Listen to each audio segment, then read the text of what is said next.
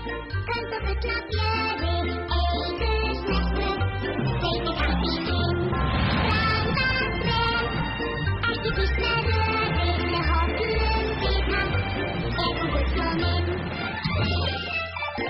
einhvern veginn svona, Stefán Stefánsson, Andrés Magnússon, er mjólk ekki góð?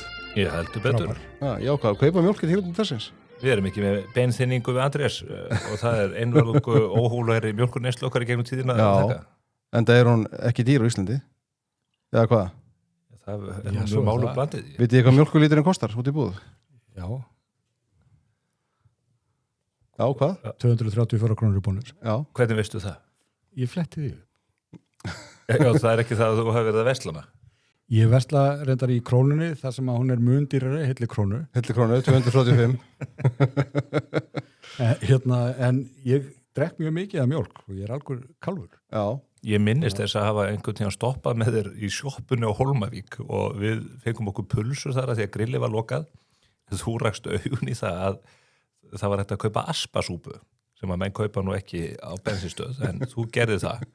En það Steini tók úr þegar að ég fór svo á salerni og þegar ég kom tilbaka þá satt Andrés svona klæddur í sjoppunni á Hólmavík að úðræði sér aspasúpu og með líters nýmjólkurfernu og glas. Þá hafði hann farið inn í búðina, keypt sér nýmjólkurfernu og þetta var hádegismaturinn hjá Karla. Já, þið farið alla leið inn í búðina og þetta er samvaxið allt, sko. Það er bara búð, bensinstöð, gerði þessi sérstaklega ferð í búðina. Ríki, hvað veitu?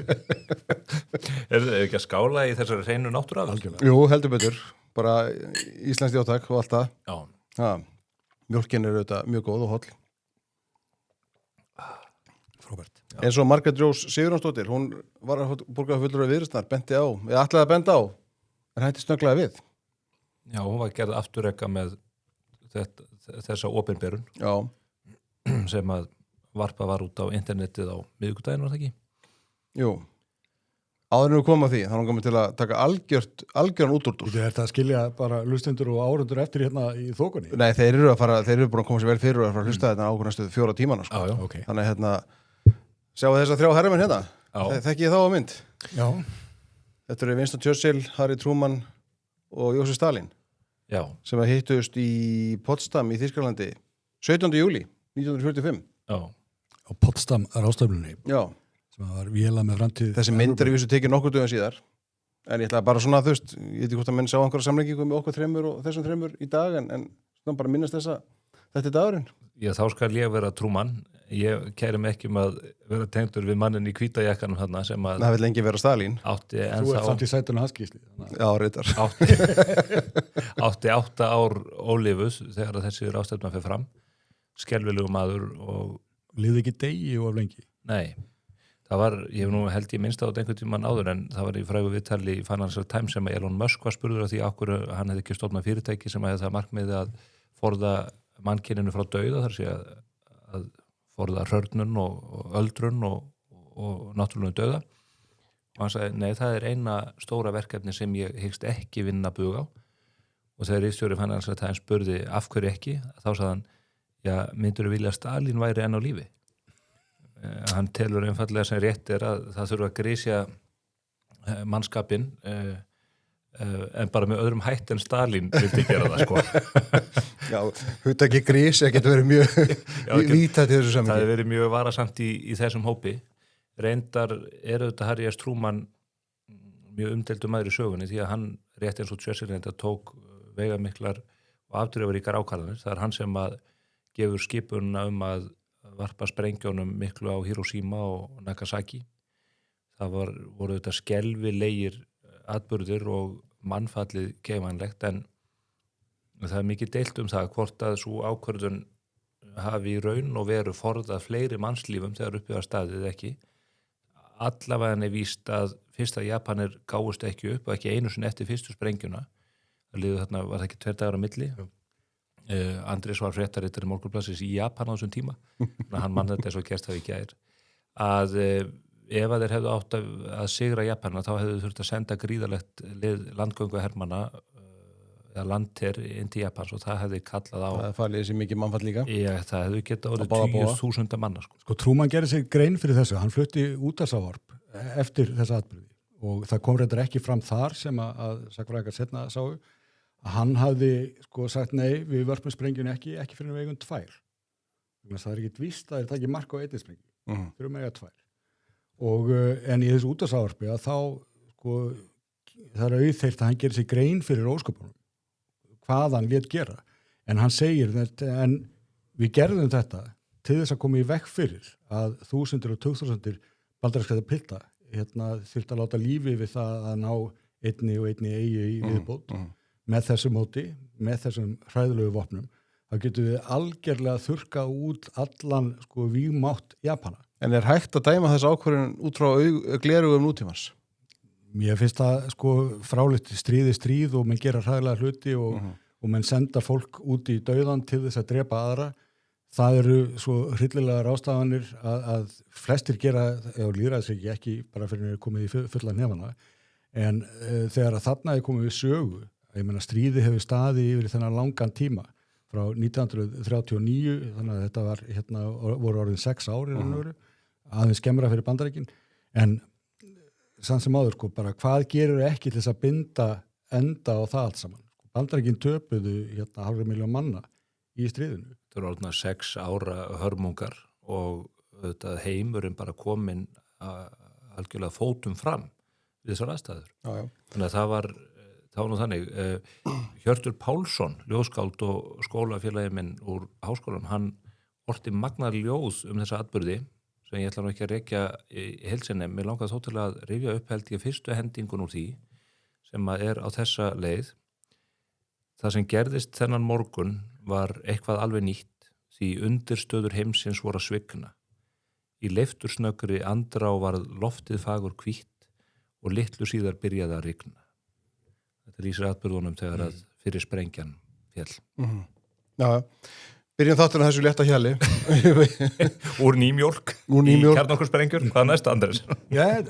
Frá dauða á tortímingu yfir í meiri dauða. Já, talandi sprengjur og þá ætlaði sjáhópurinn eða ekki að varpa fram sprengju á miðvikudaginn eins og við komum inn að áðan. Já, með myndbandi verð á mjólkurlítra. Ef að horfa á þetta myndband. Það taka svo smöfuna þetta. Horfum og hlustum.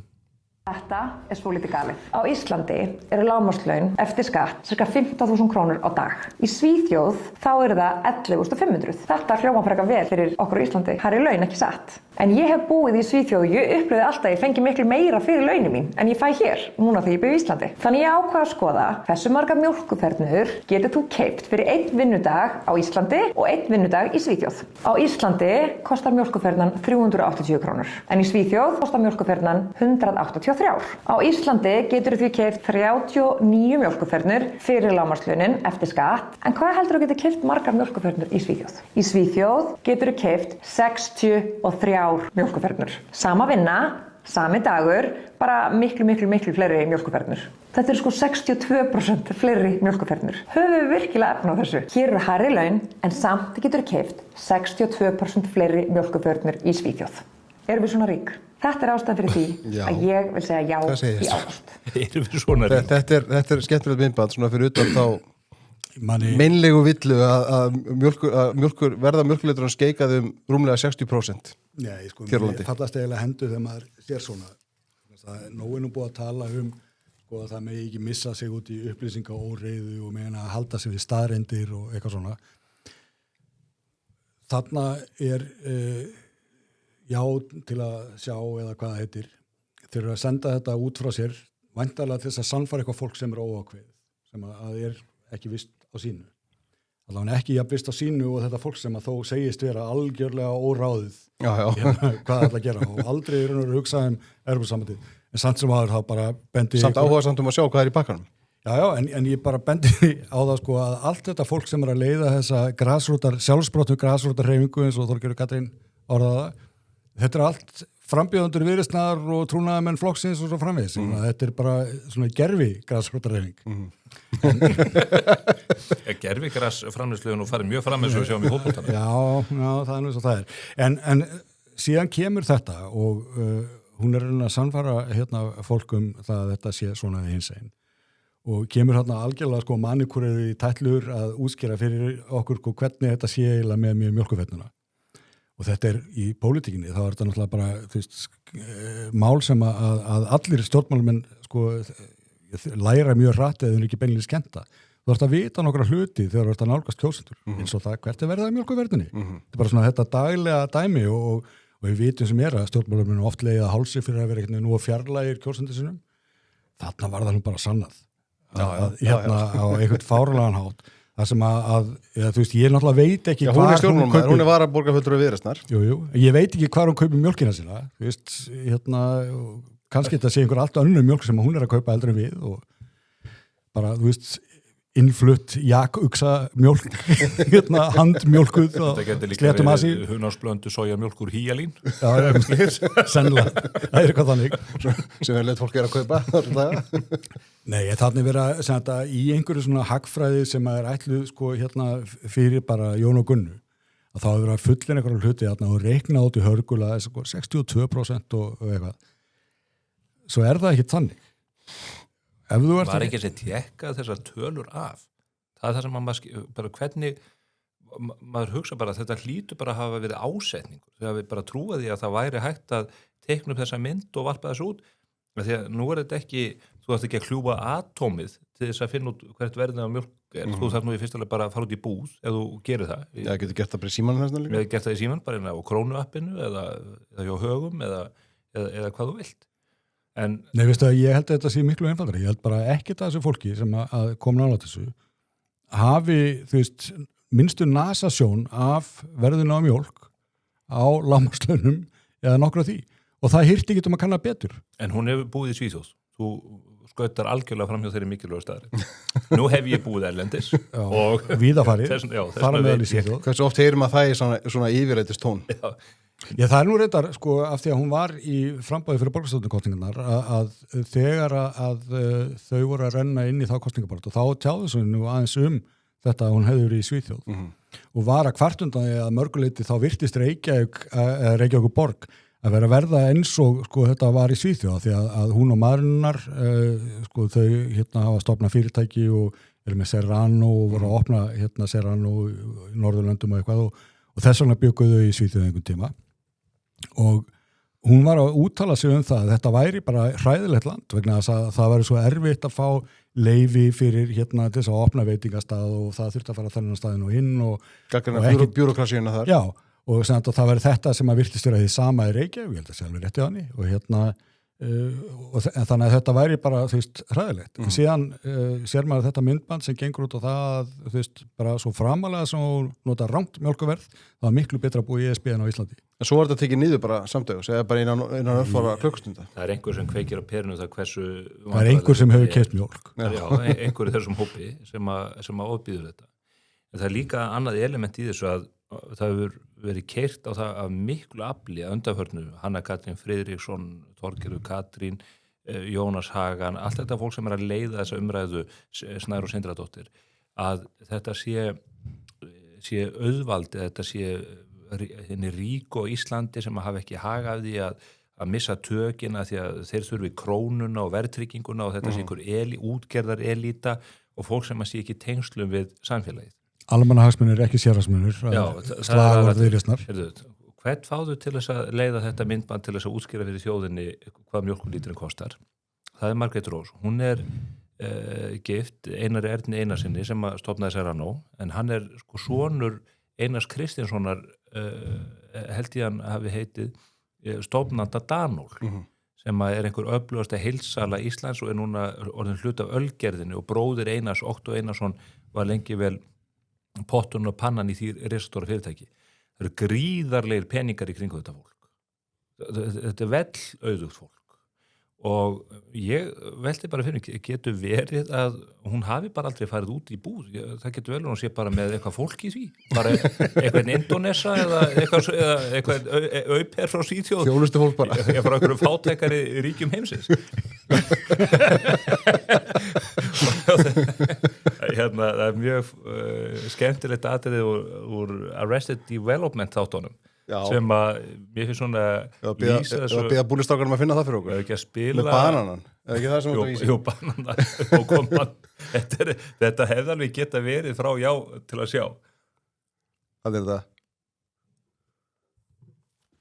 don't you judge me. You're the selfish one.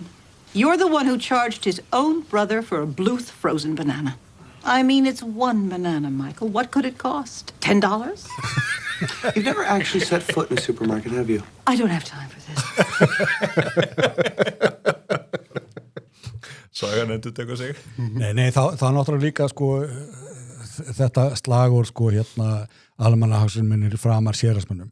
Það hljómar svolítið einkennilega sko fyrir þá sem að muna hvernig var stofnað til Viðreisnar á sínum tíma vegna þess að það var bara, þú veist, auðmanna klíka líka með við að segja. Ég meina það voru bara Sigurpappir Helgi Magnússon, þeir voru miklu fleiri hérna sem voru bara, þú veist, vel stæði fjárfestar sem að lögðu pening og mér minnir nú að hafi verið góðvinnu þáttarins Þórir Snær Júlíusson sem að skrifaði það í þá Kjarnana væntanlega á sínum tíma að hérna bara sko hvaða lið þetta væri og að það hefði sömuleiðis verið sko safnað fé bara þú veist og gengi á röðina sko Þórður Magnússon í Eyri og allir þessi kallar að núna þyrfti að borga og það væri engin sko 1000 kallar eða 2000 kallar það þyrfti bara sko að leggja milljón á borðið hið minnsta og hérna þannig var þetta gert og ég veit ekki hvort muni eftir því en Viðreist var ekki stjórnmálaflokkur framan af, bara málfundafélag þannig að það giltu ekkit lögum stjórnmálaflokka söfnuðu pening og síðan bara kortið fyrir kostingar þá var þið breytt í hérna stjórnmálaflokk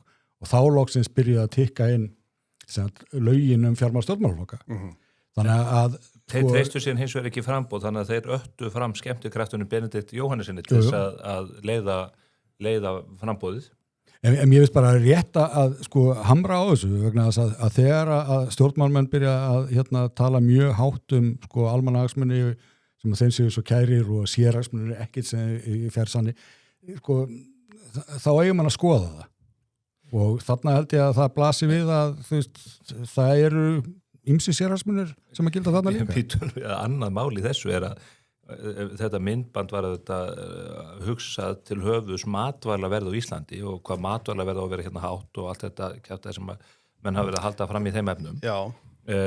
Hver stærsti smásölu risinn á íslenska fyrirtækjamarkaði? Já, það nú við tölum alltaf tvo, Haga og Festi. Já. Svo vill þannig til að fyrirnefndur Einarörn, hann nú í stjórn Haga. Já. Þannig að þú veist Þetta segir mér að hann veit ekki hvað mjólkurlíturinn kostar. Ég vel til að hann veit hvað mjólkurlíturinn kostar. Það hefði kannski verið nær að fá hann í þetta myndband. Hann hefði sennilega verið allt á hreinu. En hefði hann nefnt verðið í krónunni eða í bónus? Já, svo það. Sko hann situr, þetta alltaf merkilegt að því hann situr í stjórn Haga. Svo alltaf Hanna Katrín nýbúin að siga samkeppniseftirlitinu á Haga og Festi. Já. Það sem hann situr í stjórn. Þannig að hann situr í stjórn félagi sem setur árásum frá opinber stofnun sem að stuðningshópurinn hans að þetta fer eftir hringi. Það milljarða hagnaður á högum á ári hverju, sko, þetta milljandi business. Þannig að það vonandi hefur Margrét Rós séð að sér og farið heim og í stað þess að leggja lykkju á leið sín og þjóðarinnar inn í Evrópusambandið að bara knúið eina til þess að lækka verðið á mjólkurlítranum. Já, hann getur hann kannski gert það, haft ykkur áhrif á það. En þetta því miður. Það var skora á hann? Já, Þorsteinn Pálsson hlýtur að krefast þess að hann verði rekinn og Finnur Oddsson líka. Hann vill allir þeir sem að blandi sem beinum með óbeinum hætti þessu umræðu séu bara teknir á högstokkin.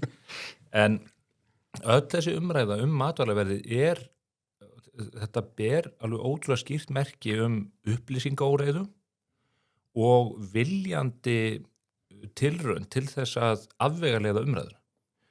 Bara eins og með Pavel Bartósek, formann utanríkismálanefndar sem að tekur einhverja setning úr gamandi skýrslu hagfræðistofnun og segir matvælaverð mun lækka hér 25%, það gerði það í Svíþjóð og Finnlandi þegar þeir gengu inn í Evrópusambandið. Svo fara með bara að skoða hvaða gögn og tölur liggja þar að baki. Það voru meðal annars skattalækkanir sem að menn réðust í Svíþjóð. Það var líka gengislækkun fall áður en að báðar þjóðir gengu í Evrópusambandið, þá hrundu gjaldmiðlarnir, þannig að matvælaverðið var raun og veru bara að lækka í samanburði vegna gengisfalls. Það stendur ekki steinn við steini, en þau skáki skjóli þess að sífellt fleiri og fleiri Íslendingar gleypi þessum áróðri. Svo mun Ísland gangi í Evrópusambandið og hvað mun gerast? Matvöruverðið mun ekkert lækka. enda ekkert kveðið á það í þessum samningi, í þessum 500 sína samningi. Jú, Pavel hlýtur að setja það inn. það er líka- Englingarétturinn megi ekki kosta meir en 4 evrur. Þetta er það sem er merkilegt í þessu, það er verið að keyra á hlutum sem eru skiljanlega, er keyrt á hlutum sem eru nánir fólki og það er heimilisbókaldið alltaf þar undir. Spila tilfinningar. Og það er náttúrulega, hvað er þessu með stærri útgjaldalið hversu heimilis, það er vantilega greiðslan fyrir þetta mjólkuringuminn eða að borga auðperðin fyrir að fara út í búð. En það er vantilega greiðslan á húsnæðisláninu og það er maturverð. Fyrir að skatta þetta. En þessi tveir þættir eru þetta sem að Eldsneyti. eru þeir, já, eldsneyti sem hefur líka verið umræðinni. Þannig leiðu og ferði einhvern veginn lofa fólki, beint eða óbeint, að þessi hluti verði einhvern veginn miklu ódýrari, en þú haldir sömu launakjörum með þetta. Þá ertu komið með eitthvað mál til að ræða. Já, en þetta er nú sko eitthvað sem ég heldur minni að... Þess villandi og það er, sko. Já, ég heldur minni að hugsa þess það, vegna þess að sko þetta myndband, þú veist, fyrst og fremst er þetta náttúrulega bara hlægilegt og öllum geta orðað á mistök og þó að þessi mistök sé einhvern veginn óvinnu skrítin, sko, að enginn skulle hafa kveikt á því að það var eitthvað bóið við tölunar. En sko Stefán nefnir upplýsinga orðið. En það er, við erum að tala um að það er byrjuð hérna kosningabarta og það eru vanir stjórnmálumenn sem eru að taka þátt inn í þráttur að þeir séu að breiða við merkið sumir. Og þá er farið fram með eitthvað svona. Hvað eru þau að gera? Þau eru að ráðast í kosningabartu sem snýst það hvort að Íslandi eigi að ganga í Evrópusambandið eða ekki, eða reyna að gera halda áhræðisverði tilraun að komast inn. Og hvað er það að láti snúast? Er það að láti snúast hið raunverulega sem að sko mun gerast að það verður tilfylgningar á ákveðnum völdum, það verða stofnanir sem að þurfa að breytast og svo framvegis, það er kannski svolítið leiðilegt. Nei, þá farið beint út til að lofa bókstaflega gulli og grænum skógum að þetta sé einhvern veginn bara allt í hendi.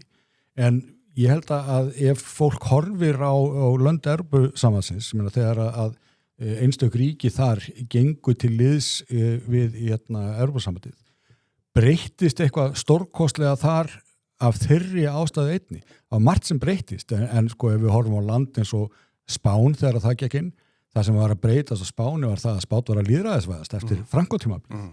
Alveg svo við getum hort til Austur-Evrópu þar sem að mörg ríkin þar vildu ganga í Evrópusambandið og það sem meiri, ég held að það hefur verið rétt hjá þeim til þess að skilja við fortíðina, til þess að rífa sig upp úr þessum hryllingi kommunismans og endurnýja sig. Er Ísland í einhverju þeirri stöðu? Alls ekki. Svo er bara ekki og það er að öllum hinnu ríkjónum. Og vera að bera það einhvern veginn saman er sko bara gersamlega fráleitt. Ísland er eitt auðvasta ríki í Evrópu, eitt auðvasta ríki heims, eins og staðan er. Þannig að það að einhvern veginn tókst okkur að verða það, sko. Algjörlega. Þau séu þrátt fyrir krónuna. En eitt langar mig til að nefna bara út frá þessum samanburðarfræðum öllum. Og með segja, vöruverð getur lækka hér bara 25% eins og það gerði í Svíþjóð Finnlandi og þá verðum við meira á pari við einhver önnur lönd. Luxemburg er auðugra ríki en Ísland en af sérstökum ástæðum. Þar safnast miklu peningar fyrir, þetta er svona peningahöfn. Og svo ertum við Holland sem er auðugt ríki líka en alls ekki eins auðugt. Hvað haldið að matvaran í Hollandi sé, eða það er að segja matvaran í Luxemburg sé miklu dýrari heldur en í Hollandi? Já, segðu þú mér. Það munar 27%. Það er 27% dýrari.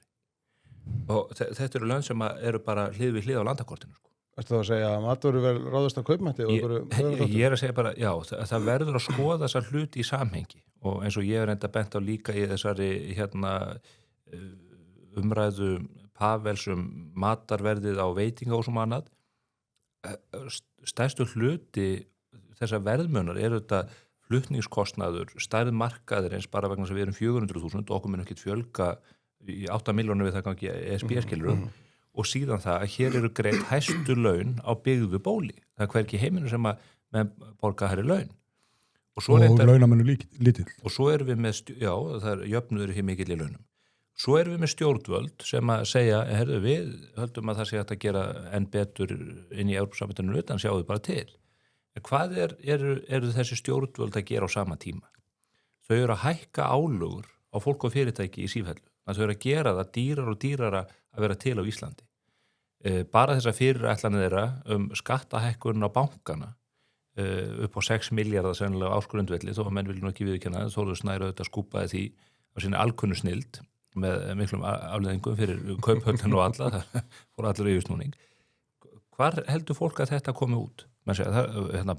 Bankastað sem svo dýr á Íslandi og þjónustugjaldur svo há, það ef þú skrúar upp skattan á bankana, þá verður þjónustan til okkar dýrar. Það alveg eins og ef þú hækkar skattin á matvörufyrirtækina, þá hækkar matvælaverð. Þannig að þau tala algjörlega í kross í þessum efnum. Þau verðast halda að hér sé, að því að hér drúpi smjör af hverju strái, að þá sé hægt að mergsjúga fyrirtækin með hærri og hærri sköttum, en svo bara með einhverju kvikkfiksi að með því að senda einhverja 1000 embættismenn inn í einhverja byggingar í Brussel, að þá verði allt í einu húsnæðiskostnaður lægri, matvælaverð hrapi og mjólkin muni kosta skíð og ingenting. En ég get hins vegar að gefa þeim eitt gott ráð, hvernig ég geta lagað þetta bara töluvert á þess að gangi Evrópusambandið eða neitt, að það einfallega að fella niður virðisaukaskatt af matvælum, bara fyrir fullt og fast. Já, það var einlega. Að gera það með þeim hætti, það myndi að sjálfsögðu hjálpa efnaminni fjölskyldum langmest, það myndi hjálpa þeim útlendingum sem að hér eru að störfum mikið. Það myndi líka, og mér horfa oft hjá því, það myndi auka samkeppni vegna þess að þá allt í einu verða markaðarnir þeir eru verða miklu næmari fyrir einmitt breytingum á vöruverði. Þannig að það er til margs að vinna þarna. Það er bara, jafnvel samkynnseftirlitið myndi örugglega fagna þessu. Þú segir að þetta myndband sé hlægilegt, Andrés. Ég ætla að spá því að þetta myndband og þetta frumhlaup sjá hreyfingarinnar sem ég nú kalla bara félag forvitina á Íslandi, að þetta mál valdi straumhvörfum í baráttunni. Þannig að ég held að þarna hafi komið einfallega fram í fyrsta sinn hversu absúrt þessi málflutningur allur er. Hún segir, ég vil sjá samningin vegna þess að mjólkin er dýrari hér. En það er ekkert það í samninginu. Nei, býtum, en rökin sem hún er að færa á borð, hún segir, ég vil sjá samningin vegna þess að ég hef búið í Svíþjóð og ég fekk miklu meira fyrir launin mín þar því ég fór út að kaupa 70 lítra mjólk. Höldunni þegar ég fer á lágmarkslaununum mínum, sem þið trúi nú sérlega mátulega hún hafi verið á og sé á, og kaupi mjólkinu í Íslandi. Býtum, nú er komið í ljós að mjólkin á Íslandi með við laun er ódýrari. Hún lítur þá að skipta skoðun konan. Já, maður er alltaf það. Já, Svíþjóð lítur að ganga úr Evrópusambandinu. En það er eitthvað eitt sem ég var nú að hugsa Var það sexist? Varðandi þessa fólks að fá að sjá samningin og bara get ekki hugsað þetta fyrr.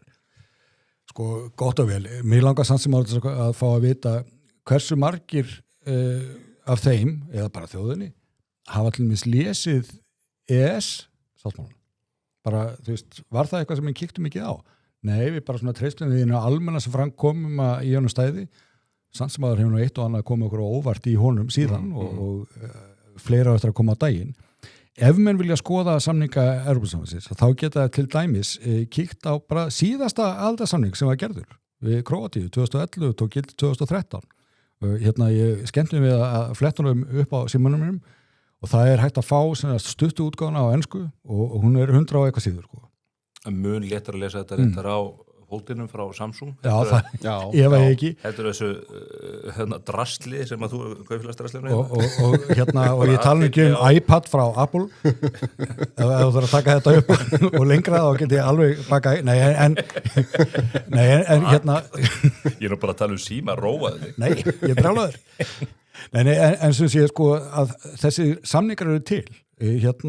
Króatía fekk, hvað haldið þau fengi margar undanþágur varanlegar? Engar? 0, engar. Og þú sóttist ekki sérstaklega eftir virðist vera.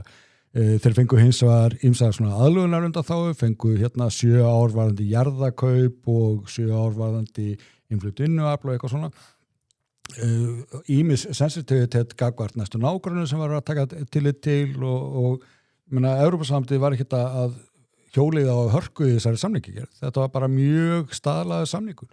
Þannig að ef menn vilja kynna sér slíka samninga þá sjá þeir hvað það er í boði. Nú þá segja menn við þekkjum það allt, við höfum lesið það allt saman. Það er hins vegar hitt sem við getum fengið aukarlega, þar sé að þessar undanþágur eða aðlögun eða eitthvað. Við verðum að sjá það áður en við getum nokkuð annað metið. Og þá spyr ég byrju augnablik, eru þið þá að tala um sjávarútveg og hvað, landbúnað og eru þið að tala um eitthvað fleira? Það er kannski gott að heyra frá þeim eftir hverju að sækjast vegna þess að við sjáum það að stjórnarliða hefur ekki verið mjög nákvæmt í því hverju séu skilyrðina hálfu Íslands. Við talum að þau munu ekki láta sjávarútveginn frá sér og bara gott og vel. En þá skulum við líka bara líta til þess sem að menn hafa verið að segja slíkar undanþágur. Vegna þess að það var farið yfir það strax 2009 og 2010 af Evrópusambandsríkjunum og þar bara fórum inn í gegnum aðildarumsókn Íslands og það sagði hvert ríki að fættur öðru, já, frábært að þau vilja koma en hérna bara svo að það sé alveg á hreinu og það geti einskis miskilnings. Það verða engar undanþágur í boði í sjávarútvegi þvert á móti og það er að stilla það mjög af og það gengur ekki að þeir banni útlendingum að fjárfesta í sjávarútvegi í Íslandi og svo framvegis. Þannig að kannski það hefur allt breyst en það hefur ekkert að komið fram. Ljósi hefur nú verið varpað á þetta í umfjöllun Morgunblaðsins. Orðaskipti við hollenska forsætisráðherrann í hollenska þinginu sem að síðan utanríkisráðherrann íslenski blæs bara á og segir piss, ég tek ekkert mark á því sem kemur fram í yfirlýsingum forsætisráðherrans í þinginu þarna í Amsterdam. Ég hef rætt þetta við hann í prívatsamtölum og þar kemur bara eitthvað allt annað fram. Já, við vitum ekki hvort það ekki taka mark á Morgunblaðinu, það var nú. Já, reyndar líka. Til skýringar, ég skrifaði þessa frétt og það er upp úr þessum umræðum sem átti sér stað í hollenska þinginu og þar var forsætisráðherrann spurður svolítið út í þessa dagskrá og hann varðist fimlega framan af að svara nokkru og vísaði til þess að Kristrún Frostdóttir hefði beðið hann að vera ekki að skipta sér að þessum málum á Íslandi, bara á aðra Evrópuleikta og sömuleiðis. Bara Íslandingar þurft að ráða fram þessu sjálfur án aðstofar. Þannig að hann vildi nú ekki að láta teima sig út í eitthvað of mikið en hann þegar hann var þráspurður hvort að Íslandingar þurft ekki bara að sætta sig við reglupakka ESB að þá sagði hann jú, rétt. Og þarna er forsætisráðherra að svara fyrirspurn í þinginu. Það er ekkert sem getur orðið opinberar eða eitthvað sem er meira markátakandi en nákvæmlega það. Þar er forsætisráðherrann að svara vinnuvitanda sínum. Og Þorgerður, hún segir eitthvað svona, já þetta nú ekki samræmið þar sem að ég hef rætt við hollendingana og aðra kollega, þá vantarlega aðra utanríkisráðherra. Og skilur okkur bara eftir með það. Ég veit ekki ennþá nákvæmlega hvað hann var að tala. Var hann að gefa til kynna að forsætisráðherra Hollands hafi sagt ósatt í þinginu? Manni finnst hann svona frekar ósennilegt. Var einhver annar hollendingur sem var rætt við þá væntanlega hollenski utanríkisráðherrann sem sagði eitthvað annað? Vill hann ekki bara upplýsa hver það var þá? Jú, nákvæmlega. Þá verður það bara að koma fram. En nú eiga þessi orðaskipti sér stað í hollenska þinginu og fyrstu viðbröð Þorgerðar er bara, það kemur ekki óvart að þetta hafi komið fram í Morgunblaðinu. Af hverju kemur það en ekki óvart? Er það vegna sem hún hefur svo mikla trú því að Morgunblaðið upplýsi fólk mál sem skipta máli? Nei, hún var fullur sem að ríkisstjórn myndi ekki gera. Eða er hún á þeirri skoðun eins og maður hefur reyndar heyrt eins og þessu fólki að þessi yfirlýsing hollenska forsætisráðherrans hafi bara ekkert gildi? Þetta sé bara eitthvað sem ég sagði, þetta er risastór frétt. Það var með þessu, nei, þetta er nú ekki risastór frétt. Mögulega frétt, en ekki stór frétt. En ef að hollendingar er að lýsa því yfir, ef að þingmenn Írlands á Evrópuþingin er að lýsa því yfir, ef danski umhverfisráðherrann er að lýsa því yfir, ef að gögn innan úr þýska þinginu fyrir samningaviðræðum varpa ljósa þetta líka og sína að við séum ekki að fara að fá þessar undanþágur, þá er það þetta risastórt mál og það segir manni þá líka og þeim sem að velta fyrir sér hvað er að gera í lok ágúst að þessi umsókn, þetta ferli sem er verið að teima þjóðun út í er ekki á vetur setjandi að þessari ástæður reynda mörgum öðrum en þarna var nú talið mál, þarna töldu þau sig hafa einhvern málstað að vera að segja, við munum geta að fengja undan þá og þetta verður allt í lagi, við munum ekkert gefa neitt eftir í þessu málum. Nei, þarna finnst mér að ráðherrarnir megi vera svolítið gagnorðari vegna þess að Þorgerður Katrín og Kristrún hefur að einhverju leyti hafa svona vísa til þess að af samtölum þeirra svona á göngunum hafið þið heyrt eitt og annað hjá kollegum út í Evrópu og Þorgerður Katrín hefur hitt mjög marga af þeim og Kristrún allnokkra sömuleiðis. Þannig að við verðum bara að vona að eitthvað hafa nú fyrir sér það sé ekki bara skáld þetta. Ég held að þetta sé nú bara svipað þegar Steingrímur J. Sigfússon kom uppveðraður heim eftir eitthvað fundin hann úti og sagðist hafa heyrt því fleygt á göngunum að menn væru að velta fyrir sig hvort það ekki væri rétt að gera hann að landstjóra, ekki Kýrineu eins og í Nýja testamentinu, heldur í Grikklandi. Hugsið ykkur ef að Grikkir hefðu fengið það ofan í bankaörnið. Það væri engin eftir á Grikklandi. Einn Helgason væri einn á grísku eigun. Nei, en sko þarna þurfa þá að tala skýrar. Það kannski getur sér allt sátt á göngunum og ekki til þess að hafa eftir. Þá eiga þeir ekki að láta þið liggja, þá er bara virða þann trúnað og eftirláta okkur þá að sko meta það sem er opinbert í málunum. En nú er búið að segja svo mikið að það verður eiginlega annarkvort meira að koma fram frá þeim eða þá að það þarf að fá eitthvað af þessu fólki sem þarf að vera að tala við til þess að lýsa afstöðunni betur, segja ég ætla að þjóðrætnir, getur bara staðfest hvort að afstæðan sé óbreytt frá því sem var 2010 eða hvort að það eigi eitthvað að skoða það betur. Þorgerður Katrín, hún sagði í hlaðvarpi hjá Ólafi Arnarssoni í vinnu sínum að sko Kostas Katis sjávarútvegsstjóri í ESB sem að hinga komið í heimsókn í liðnum mánuði eða fyrir mánuði að hann hefði stafað á ofaneyður að það væri hægt að fá varanlegar undanþágur og hún notaði varanlegar undanþágur. Og myndi hann segja það opinberlega? Hann gerði það ekki þegar við spurðum hann á blaðamannafundi en hún segir sem sé að hann hafi stafað ofan í sig þetta með varanlegar undanþágur. Þorgerður er utanríkisráðherra og hún er búin að vera í þessum Evrópupakka núna bara eiginlega engu öðru. Þannig að hún veit vel hver er munurinn á sko varanlegum undanþágum og aðlögunum og sérlausnum og hvað þetta allt heitir. Þetta eru þröng hugtök sem að ná til tiltekina hluta og í Evrópusambandið treystir sér ýmislegt, annars ekki. En þá verður hún bara skýra orð sín betur. Eða fá þetta fólk til að standa upp og segja það sem að það þorði að segja við hana bak við lukta dyr. Hún er búin að gefa ádrátt að mæti í spursmál núna í júlí, þannig að ég vona á standi við það. Þetta frétt? Já. Þú hittir hann í partíu? Ég hitt hann í afmæli á föstudaginn og þar var fólk sem gekk á hana. Ég vildi nú hlífa veislugestinu, ég var nú að stýra þessum herligheitum. Þú er ekki bara látið setja kastljósi á hana og ég sé Þorgerður Katrín út í sal. Ég hafði öðrum nöfnum að nefna en þar var hún spurð út í hvort hún ætlaði ekki að koma og fyrir 29. ágúst og hún sagði, jú, sannlega kemur bara í júlí.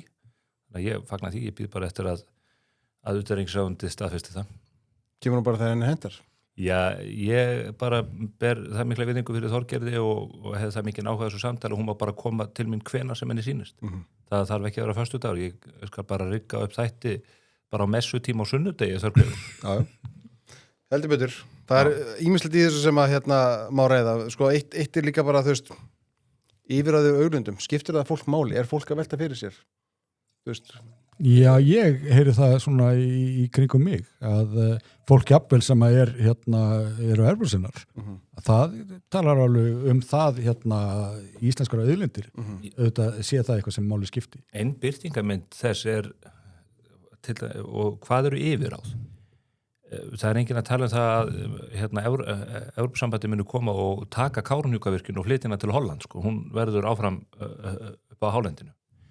En eitt af því sem lítur að yfirráðaréttu okkar er til þessu verðlagningin á raforkunni og orkunni. Og ef að við förum inn í þessa orkupakka og það er orkupakki 2 og orkupakki 3 og svo verður orkupakki 4 og orkupakki 5. Og það er verið að færa allt í samræmis hjá Evrópusambandinu. Þeir hafa verið að setja mjög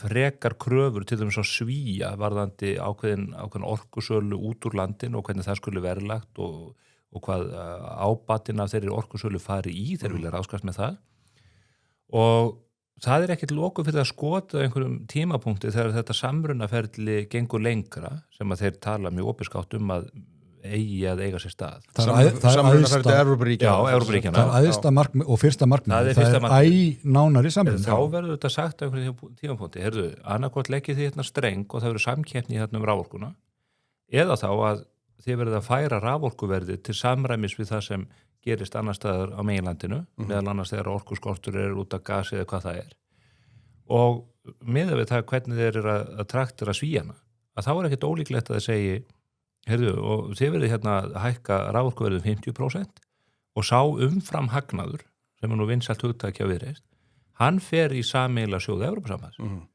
Enda Evrópusambandið að stíga skref í það. Frakkar að leggja til að núna verði gefin úr sameiginlega skuldabrif, að það verði búið til sameiginlega skuldapottur fyrir Evrópusambandið. Og af hverju það? Jú, það vegna þess að franska ríkið gjaldþrota.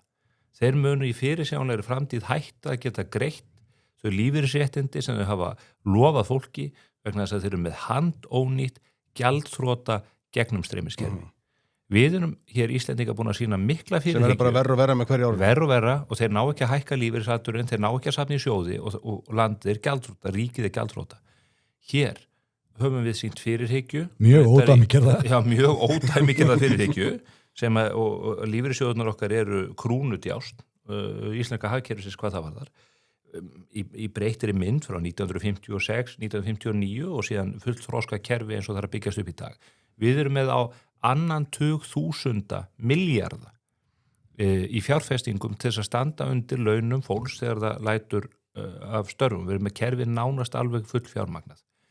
Halda menn að við verðum látin í friði með þetta þegar að það verður hrein öryggisógn í Frakklandi eða á Spáni vegna þess að þið geta ekki borga fólki laun að því að fólk mun bara stika göturnar án þess að geta keypt sér mjólk, jafnvel á Evrópuverðinu, að sjálfsögðu ekki. Þannig að menn þurfa að skoða þetta með auðlindirnar í þessu samhengi. Það munu koma upp aðstæður þar sem að það verður mikill hvati fyrir Evrópusambandið að keyra þetta í gegn. Já sko, það ekki bara munu koma upp vegna þess að við höfum nú þegar séð svolítið, eða svona fundið smjörþefun að því hvað gerist. Á sínum tíma fóru Þjóðverjar mjög óvarlega að ráðisinu þegar þeir byggðu upp sína orkuinu við alla með við það þeir að vera að fá ódýra orku frá Rússlandi. Þeir lokuðu kjarnorkuverunum bara með einu pennast og svipaleiti og orkukreppandinu þar yfir og þá lenda Frakkar í einu sama vegna þess að kjarnorkuverinu þeirra sem þeir eiga nú töluvert af að þau voru bara, það var meirinn helmingur sem var komin að viðhald og þurftu að slökka á þeim og drafum eftir göttum. Á þessum tíma þá var náttúrulega farið bara að gera sko kröfur á orkuríkari ríkin það að þeir yrðu bara vesku að deila.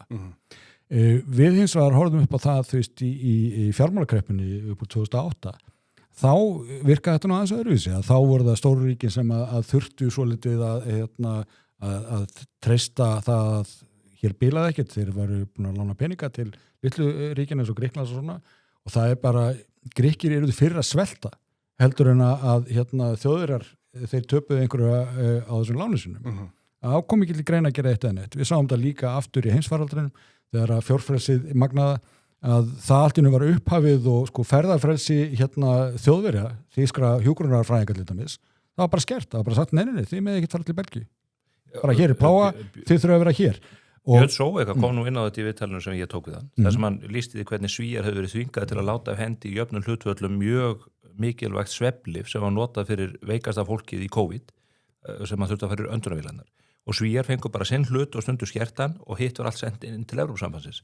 Svo fyrir Karolinska háskólasjúkrahúsið sem hann stýrði fyrir að kaupa einhverja latexhanska og grímur og eitthvað dót hjá einhverju Austlandsríki og vera að flytja það til Svíþjóðar í gegnum Þýskaland. Heyrðu, Þýska ríkið gerði það upptækt, vörurnar. Svo, nei, þessar vörur er ekki að fara neitt lengra hér. Við þurfum á þess að halda.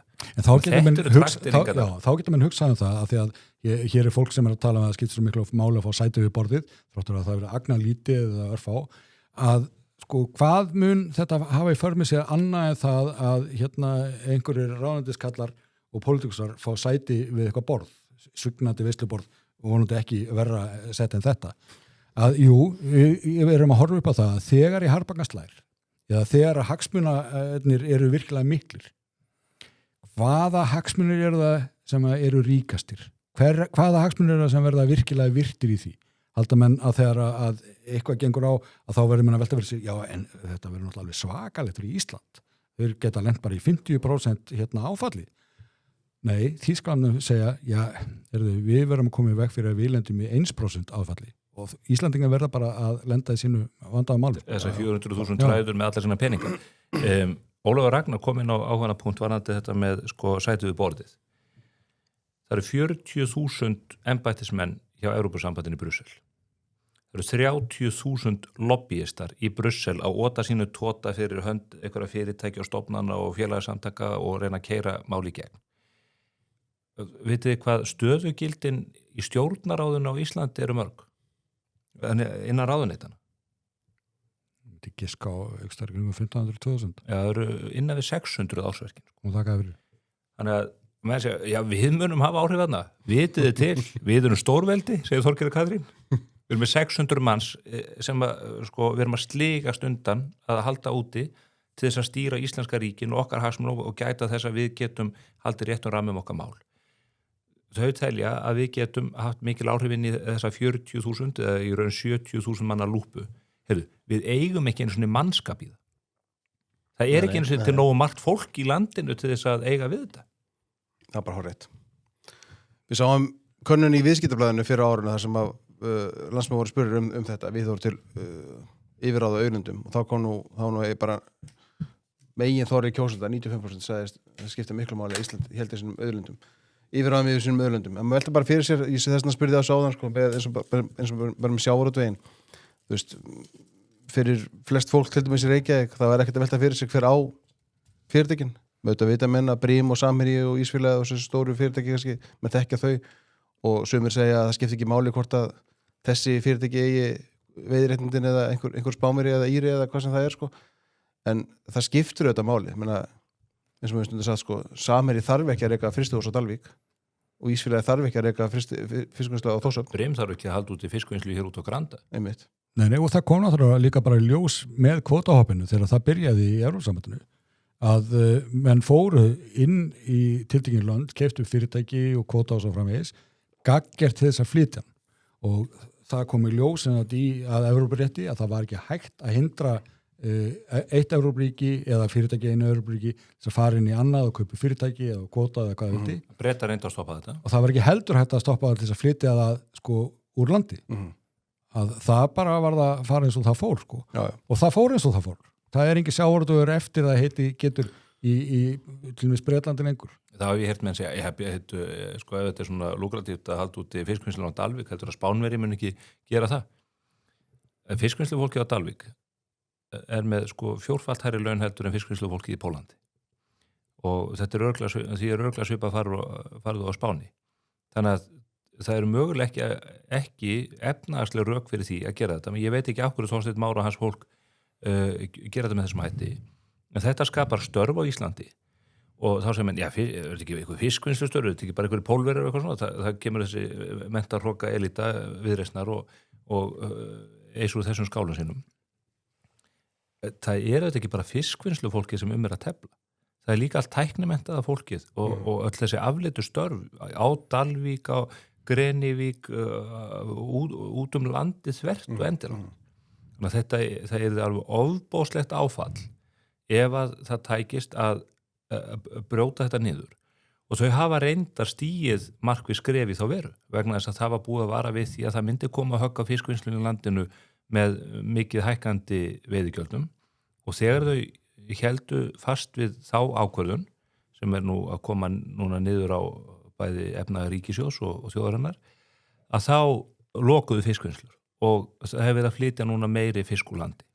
Og Gunnar Örlyson vinnur okkar sem kom hérna í skemmtilega þátt fyrir ekki löngu síðan, hann vil setja vinnsluskyldu á fisk á Íslandi. Haldið þið að kvótahoppsréttur Evrópusambandsins mun ekki trompast líka þetta? Allan daginn.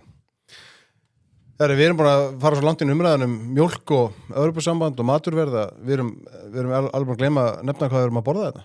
Já. Við fengum hérna flatt æronsteik frá kjötkompaníinu með okkur. Ásamt smáréttum. Ótrúlega. Jónurinn hann hefur vant að stemmi morgun og haft mikið fyrir þessu. Straujátssteik. Þú kost með það orðið ekki?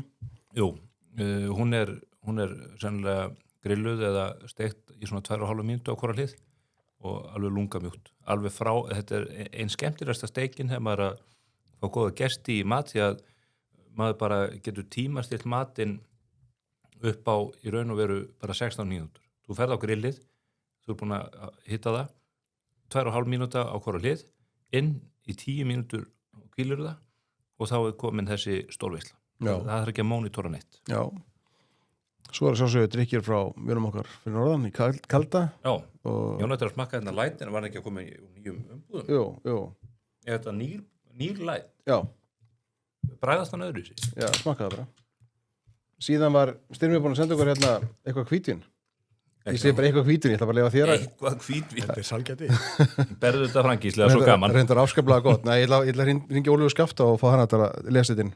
Já, Danir myndur nú kannski ekki vilja tala mikið um þetta því að þetta er frá víngerðinni Knoll í Austurríki, frá Wachau og þetta er ein besta víngerð þar. Smaradvín af Dürnsteiner ekrunni, Riesling Smaradvín 2020 árgang, þetta verið að fá svona 95-97 punkta hjá vínsérfræðingum og þetta er ótrúlega kröftut vín, þetta er hvítvín sem er þetta hægt að borða með straujasteikina á þess að skamma sín. Tala ekki aðeins léttari rétti svona eins og carpaccioið og slíkt en og með svona kraftmiklum fiski. Ótrúlega gott. Já, þú getur líka tekið það með kryddaumat, karrí og svona sko. Já. Ananas og engifer, ráðandi hér, ef ekki að skála. Jú. Fyrir hverju viltu skála? Margréti Rós. Já, bara... Það er engin ljáð baráttunni gegn einhverju íslenski Evrópusamtið annaðins lið og hún. Hún sagði reyndar í fyrrnefndri kosningabaráttu þegar hún var fyrir viðreisn í borginni að hennar helsta inspirasjón núna í aðdraganda Mandami. Kosningarna var Mandami, hinn dæmalösi borgarstjóri New York sem að brjóta þar allt og hann er að rústa New York með aðgerðum sínum í sérstaklega í skattamálum. Ég hringdi í hann og spurði hvað finnst þér auðmenn á Íslandi og hann skellti bara á. Þannig að það gaf ekki mikið fyrir þetta. Þannig að þessi virðing var ekki gagkvæm. Nei. Þessi aðdáðun. Nei, en hún var svo sem ekki ein með að nefna hann. Pétur Martins gerði hann líka. Já, það er svo skrítið sko þetta er fólk sem er að gefa sér fram í stjórnmálabaráttu og að sinna einhverju málumnu fyrir okkur borgarana og bara guðlaun fyrir það. Þetta er erfitt starf og einhver þarf að gera það. Svona eins og í húsfélagi. En þarna sá maður hjá henni og hjá Petri og fleirum að þau stýrðust af einhverju svona hrifningu að þau vissu bara nákvæmlega ekkert um hennar gaurskilur. Þau vissu ekkert um hans pólitík eða hvað hann ætlaði að gera eða hvað hann myndi gera. Hann vissi það svolítið ekki heldur. En þau voru samt sem áður einhvern veginn bara upprifinu því að hér var bara nýjir vindar að blása og þessi gaur er ekki Trump eða ekki þetta eða ekki hitt. Og það er ekki meðmæli pólitík sko. Þú ert svona hrifnamur. Þetta er bara einhver brjálaði múslimi frá Úganda. Þetta er alveg bara klórulaust. Fór fyrir utan íbúð eins og auðvasta mannsins í New York, þetta fórst yfir á Citadel og bara drullaði yfir hann og sagði, við þurfum að taka meiri skatta þessu fíbli hérna. Eigandi Citadel, eða fórst yfir Citadel sagði bara, já, herðu, við hefum nú verið að byggja hérna upp starfsemi okkar, 20.000 starfsmanna í New York og Miami. Við förum bara til Miami. Já. Þannig virkar þetta. En gleymið því ekki heldur sko að hann er náttúrulega að auðmennum komin sjálfur, þannig að... Sennilega, það var eitthvað að slá á það, sennilega væri kostnaðurinn að þessu myndbandi Mandanis myndi enda í svona $8 milljörðum fyrir New York. Þegar auðmenni flytti annað. Svo fengu áskorun í gærum að hvort að við ætlum ekki að, það var eitt sem hringdi mig og sagði, hringir ekki viniðina í IT House of Brands og ferði til að búa til mjólkurglas þjóðmála. Ég hringdi upp yfir og talaði við sískinin og þau voru svona, ef ekki bara sjá hvernig þessi brandar að spilast. Þannig að þau svona tónuðu aðeins niður. Þau eru eins og að framlega fullt öðru dóti fyrir okkur. Ég ætla að búa til alveg svona lítersglas og síðan verður split the O. Og svo verðum við bara með alla þurrkuðu alkana sem að geta ekki drukkið Guinnessin. Þeir verða bara í þessu. Já. En talandi IT House of Brands, þá var þetta að minnum á netverslun þjóðmála. Já. Flyttu fólk til að kíkja þangað, versla þessar góðu vörur. Það eru fyrirvörur á leiðinni, fara dettiðin bara næstu dögum og svo þetta að gangi þjóðmála á stofuna. Já. Þannig sem að, okkur hlæðir þú? Því að ég sé þetta mertu kampænsveðunar og við ákvæmum að gefa 2 svona sveðjur á golfmótun út í Carton House. Já. Ég tróði þeim í golfpokan minn og svo þurfti ég svo var ég að tekka þetta inn og er með í odd size luggage, svo er að fara með töskunar sem eru svona óheillega í læginu og svo stoppa þeir eitthvað að skanna þetta. svo horfi eldri kona hjá tollilum á mig og segir hérna fyrirgeðu, hvað er það að gera með alltaf þess að nýfa í golfbókarðinum og ég svaraði, ég sagði, þetta er ekki nýfa, þetta eru sveðjur það sem mér varst merkilegast öllu vera og sagði, ó já, svo ég tók bara takkan og svo hérti þetta bara áfram og hún er auðvitað að hugsa, hann hefði alltaf bara að fara að drepa einhverja íra með þessu sko. Nei, heyrðu, hún bara horfði á myndina, horfði á þig og hugsaði með sér, þetta er maðurinn með ljáinn, best að hleypa honum í gegn. Já, þetta og margt annað. Já, og svo var þess að sveðjur að það fluttar aftur inn til landsins. Þetta voru allt íslendingar sem unnu verðlunum. Svo voru þetta Samson sjónvarp í verðlun. Frábær Samson sjónvarp í fyrsta vinning. 55 tómu tæki. Já. Herðu, gangi í þjóðmálastofuna. Það er það borgar sig að vera þar. Algjörlega. Gestir þjóðmálastofuna bara fá alls konar tilboð og fá að vita viðbörum undan öðrum og þeir eru bara hluti af þessu öfluga samfélagi okkar. Er það ekki bara þjóðmálastofu fólk sem að náða að skrá sig í golfmótið? Jú, eiginlega. 7. ágúst í Borgarnesi verður haldið hið árlega stórmót. Já. Og þar verður mikið dýrðir. Við höfum ekkert auglýsta, svo að viti. Nei, þú sendir bara á þjóðmálastofuna. Ég sendi bara á meðlum í þjóðmálastofunar og það seldist upp. Svo er einn risa viðburður framöndan sem við getum ekki talað mikið um. Já. En þar munu þjóðmálastofu vinnur okkar hafa forgang. Já. Það fyrir að fara dettin upplýsingar það hvað er hverju. Þannig að þjóðmál senda mann til túnsins. Vinstri mann. One way ticket. Já, við höfum því miður ekki efni á endurkomuflauginni. En maður þetta velja mannin þá, nei, ok. Hvað tækir með til túnsins? Það er einn Getur ekki verið með könnun í þjóðmálastofunni? Hvernig var að senda til túnsins? Hvaða vinstri mann vil ég senda?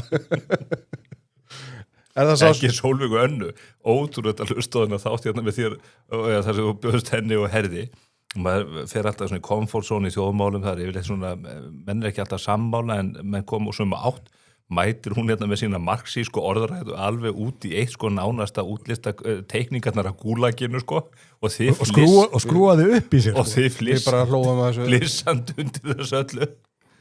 Hvenær myndi það gerast í einhverju vinstri komma hlaðvarpi að okkur yrði hleypt þar inn með okkar áróður? Það sem við myndum bara hlæja þessu við segjum. Heldur þú að Andrisi Magnúsinni yrði hleypt í kratan til að tala um dýrlega sögu Sjálfstæðisflokksins?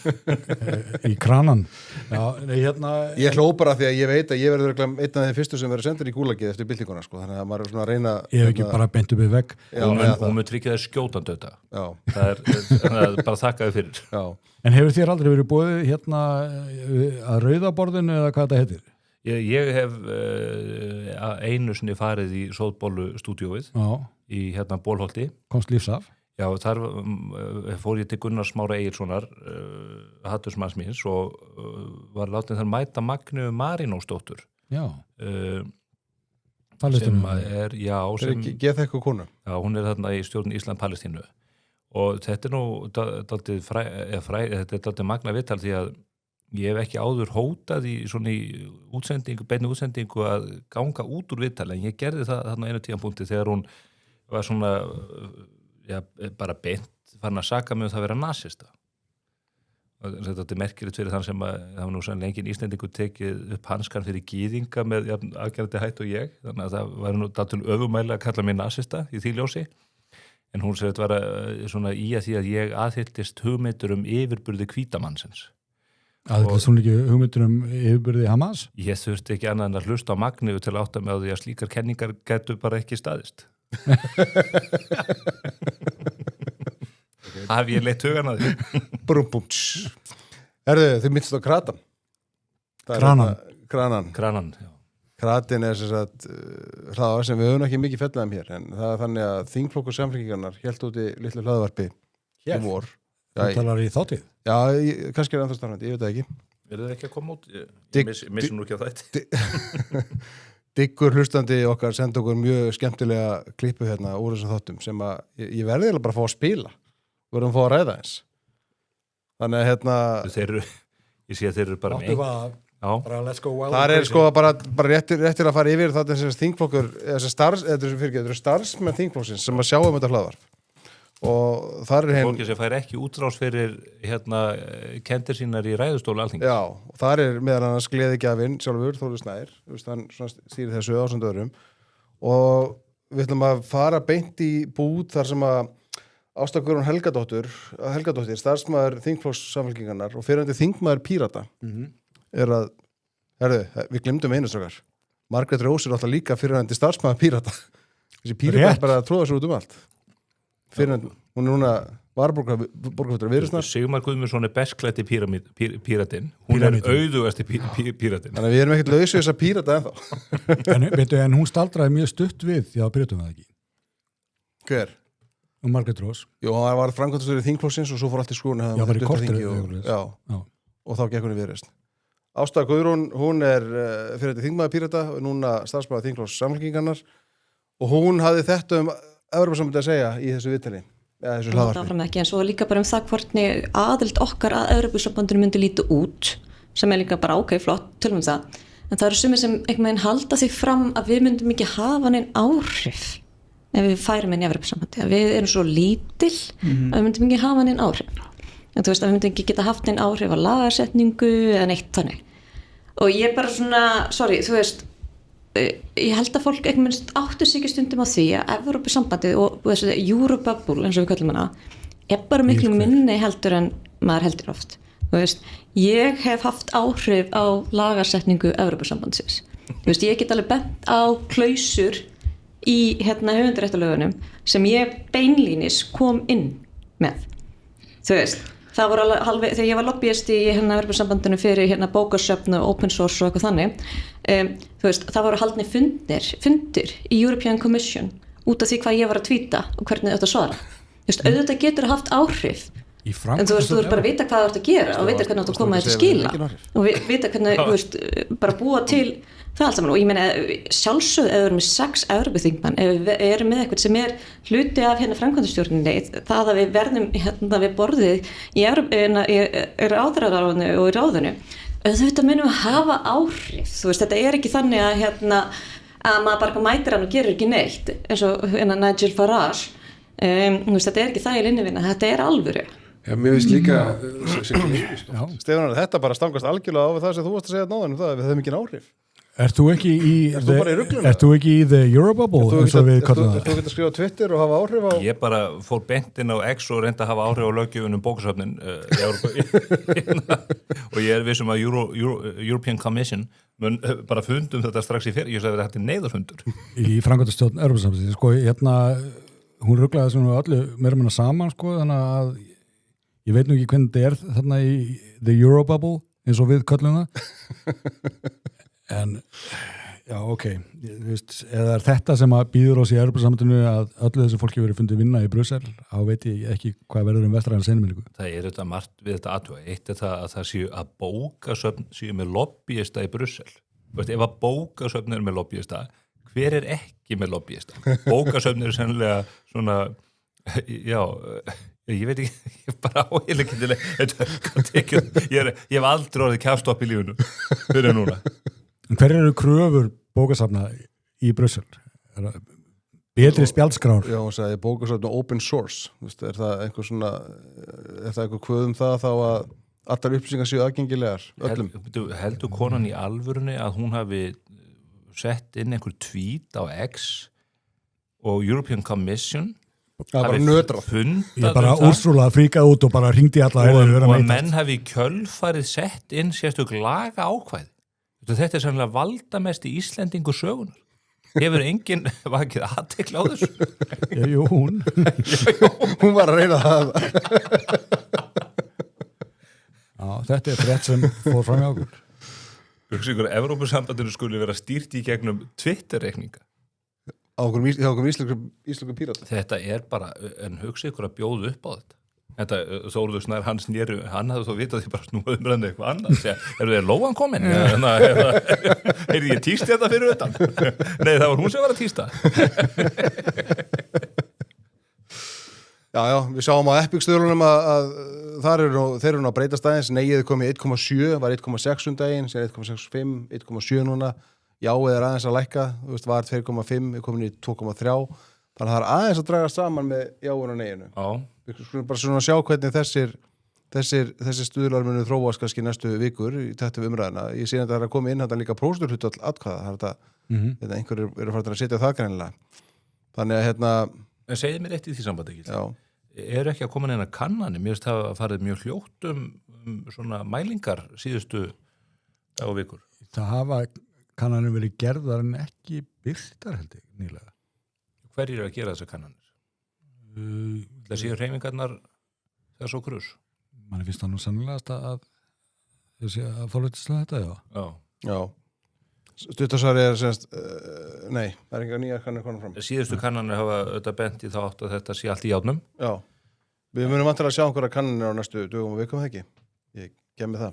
Jú, en það er líka spurning, ég meina, ef við fengum kannun núna, miðjan júlí, hvað er á henni að græða, ég meina, það er helmingurinn er úr bænum, hvort sem hann er erlendis eða menn eru ekki, skilur, ég meina, fólk eru í sumafrí, jafnvel þó sem sé bara ditt og heima á sér, þannig að það er ekki að hitta vinnufélagana og svo framvegis. Ég held að það sé ekki mikið að virkri skoðanamyndun í gangi í augnablikinu og ég hugsa að það breytist í raun og ekki fyrir en eftir verslunarhelgi. En við ætlum líka að reyna að hafa svolítið gaman að þessu. Ég let búa til Nei, hættun alveg. Sem að ég ætla að birta, þjóðmála ætla að birta. Nú? Ég ætla að frumsýna hér. Okay. Bara að við erum þetta þýr. Við þrýr og búriðstakandir, við erum 5 mynd í stúdíónu. Ég ætla að fá mér eitt sopa. Vil ég hlusta á þetta? Þú voru að setja á headphone. Hello, Brussels. We are ready to start negotiations now. We won the election. Wunderbar! But this is fantastic. Yes, congratulations. When will you be sending the application? No, we don't have an application. We're just gonna check out your package. But it does not work like this. You must send an application, then we can talk. Ég var búin að segja ykkur þetta væri svona. Já, hvað með bréfið sjálf fyrst? Það var á fransku. Ef ekki að gera þetta bara út? Jú. Þetta er svona. Er þetta ekki svona? Já, eins og áfram Ísland var nú að birta auglýsingu að það er umsókn. Hún er frá 2009 og Evrópusambandið ákvað 2010 að taka mark á henni og að fara að fjalla hana. Og það var talað það fram út 2012 og síðan var bundin endað á 2013 af því að bara það var ekki að ganga saman. Skilyrði sem að hefði verið sett að hálfu alþingis til dæmis sjávarútveg og svo framvegis voru þannig að Evrópusambandið það bara var ekki hægt að ræða það. Men komist ekki lengra. En það er sú umsókn sem að ríkisstjórnin vill að við förum að tala aftur. Þannig að þar sem að strandaði bara þeir að mæta aftur á strandstað og gá hvað gerist. Bara aðtökvæmtug sé komið flóð.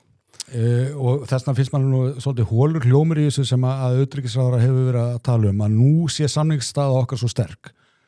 Og ég leiði mér að draga það ef að samningsstaða Íslandinga sé eitthvað sérstaklega sterk. Við sáum það í tolladeilunum járnblendið að svo var bara ekki.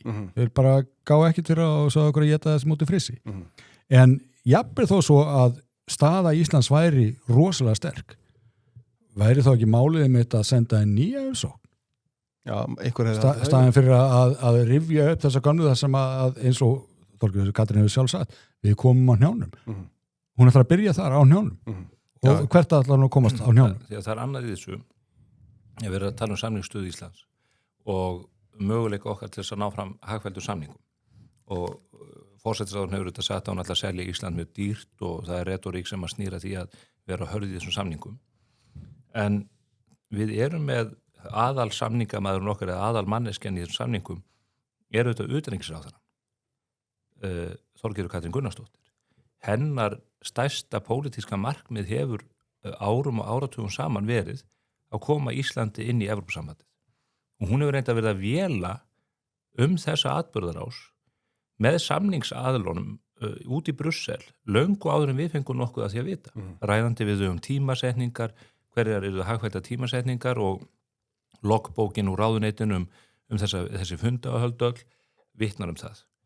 Og maður spyr sig, hver er staða Íslands og Íslendinga í mögulegum viðræðum þegar við erum með mannesku í forystunni sem að vill ólm, uppvæg og óð komast þarna inn sama hvað það kostar. Hún hefur aldrei fram að þessu verið að setja einhver skilyrði eins og já til að sjárheifingin fullyrðir að menn muni gera. Já, hún hefur bara sagt, hagsmunum okkar er best borgið innan Evrópusambandsins, punktur. Og það læðist að manni óþægileg tilfinning ef að þjóðin ætlar að ana út í það að veita Þorgerði Katrínu og ríkisstjórninu umboð til þess að hefja þessa viðræður í ljósi þess hvernig aðdragandinn að þessu er. Hann er ekki eðlilegur.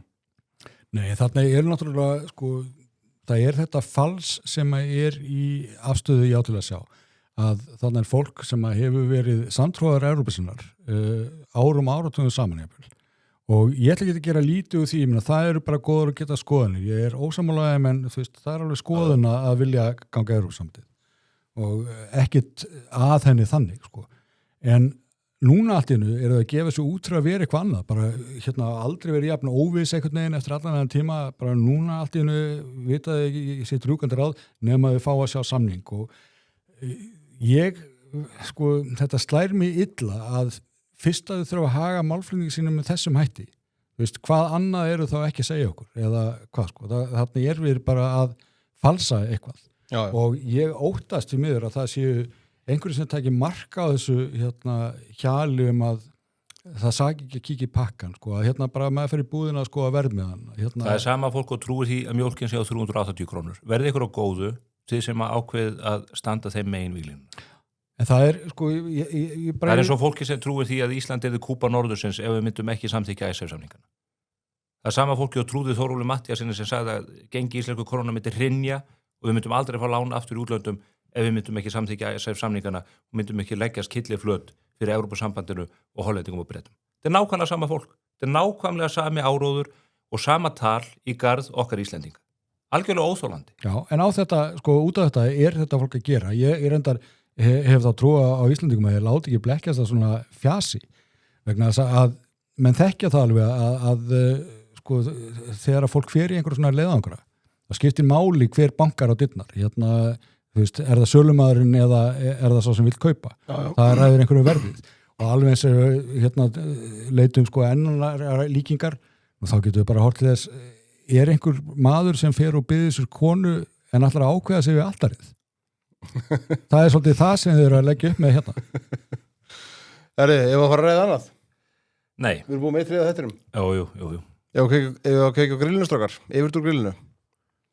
Unniði heimauðuna. Eru búin að finna rósvíkunar meðal annars? Já, ég ætla bara að byrja að kekja grillinu og minna á sumarleikin okkar. Minna fólk á að senda okkur myndir af sér grilla. Við ætlum að gefa yfir úr grill, ferðagrill, við ætlum að gefa 100 kalda frá kalda og 10 manna kjötustu frá kjötkompaníinu. Já. Þannig að það er gaman að standa við grillinu, skella hvort annan, rósa aðeins, að þið verður svo hóverir. Skella pottunum á grillið þess að suðu sig hús hérna varðið. Já. Ég ætla að byrja að gefa hrós á Margréti Rós. Við erum að hafa skemmt okkur með þessum hætti og við vitum kannski kalla hana Margréti Rós hérna frá. En vegna þess að þó að þetta sé nú ekki alveg svona fyrsta ræman sem að kemur úr þessum ranni og ég gleymi nú ekki heldur Pavel, bara yfir kjúklingi landsins. En ég held að fyrst að miður júlí við höfum að sjá röð af svona dæmi og ég held að hún sé einhver svona frumkvöld í því að búið til skemmtefni fyrir okkur í sumar. Mæntalega. Ég var að spöða að koma eitt rós líka. Má ég það? Já. Þú veist ekki með neitt þannig að... Já, ég er víst með. Já, ok. En kom þú fyrst. Ég ætla að rósa Jón Ignar. Já. Fyrir að... Það var akkurat það sem ég ætlaði að gera. Ok, hvað þú með? Nei. Hann lét sjá sig, þingmaður Viðreisnar, lét sjá sig á opnun menningarmiðstöðvar Gyðinga hér á landi, nýlega. Og mér finnst bara flott að skilja mæta, byrta á samfélagsmiðlum og vera bara stoltur af því að hafa mætt þarna. Við erum aðeins tjá sig í fjölmiðlum líka. Færi yfir sig holskeplu af Gyðingahattri frá Íslendingum. Þannig að lætur sér fátum finnast í því. Þannig að, já, við erum að rósa mönnum fyrir svona. Ég er sammála því. Og fyrst að þú ert þarna rósa stjórnar meiri hlutanum, þá ætla ég að fá að gera eins og reyndar fleiri hafa gert að undanförnu, það er að hrósa Ingu Sæland fyrir það sem hún hefur gert núna á skömmum tíma í því að hrista upp í umræðinu menntamál. Því að ég sé að kennaraforistan og fleiri átta sig á því að henni full alvara í þessum málum sem varða einkunnagjöf, samrænt próf og annað í þeim dúr, og það að menn finni það að það sé einhver fastur fyrir inn í ráðuneytinu hefur ekki aðeins áhrif á kennaraforistuna sem hefur barist á hæl og hnakka gegn slíkum breytingum og reyndar að leggja þetta menntakjör okkar rúst fyrir vikið. Þetta gefur þetta líka kennurum sem hafa verið sammálað þessari skoðun Ingu mjög lengi, tækifæri og kjark til þess að stíga fram og segja skoðun sín. Og ég von á því núna þegar haustið gengur í garð og veturinn að við munum sjá jákvæða hluti gerast í þeim málum í menntamálunum. Má ég koma með lastvíkunar? Já. Það er reynda mál sem aðeins, það er ekki bara tengt þessari viku, en það tengist þessari framgöngu Jóns Gnarr gagnvart gyðingunum. Lastvíkunar fær Brynjólfur Björnsson, kvikmyndagerðarmaður, sem hefur haldið úti alveg gengdarlausum áróðri og gyðingahatri opinberlega í kjölfar þessa stríðið á Gazasvæðinu hófst.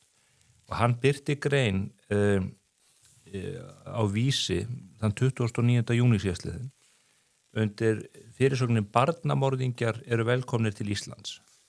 Og ég get ekki betur lesið orð þessa styrkþega öðruvísi en svo að hann vilji bara að gyðingum sé bannað að koma til Íslands. Já, greini fjallarinn það. Já, og eitthvað út frá einhverju hæfnu rökum að það gegna allir herskildu Ísrael. Þetta er svona collective punishment sem aður að tala um. Þetta er algjörlega óviðunandi og það er algjörlega ótrúlegt að maður sem heldur úti svona áróðri skuli fá plattform til þess á vísi.is. Og ég treysti því að skattpeningarnir mínir verði ekki notaðir í að hlaða undir þennan mann áfram í einhverjum verkefnum sem að hann kýsa dilla sér yfir eða dúlla sér við á komandi árum. Já, þú getur ekki treyst í neitt, sko. Nei, þetta er bara, þetta yrði ekki liðið á nokkru byggðu bóli. Þetta er bara gyðingahatur.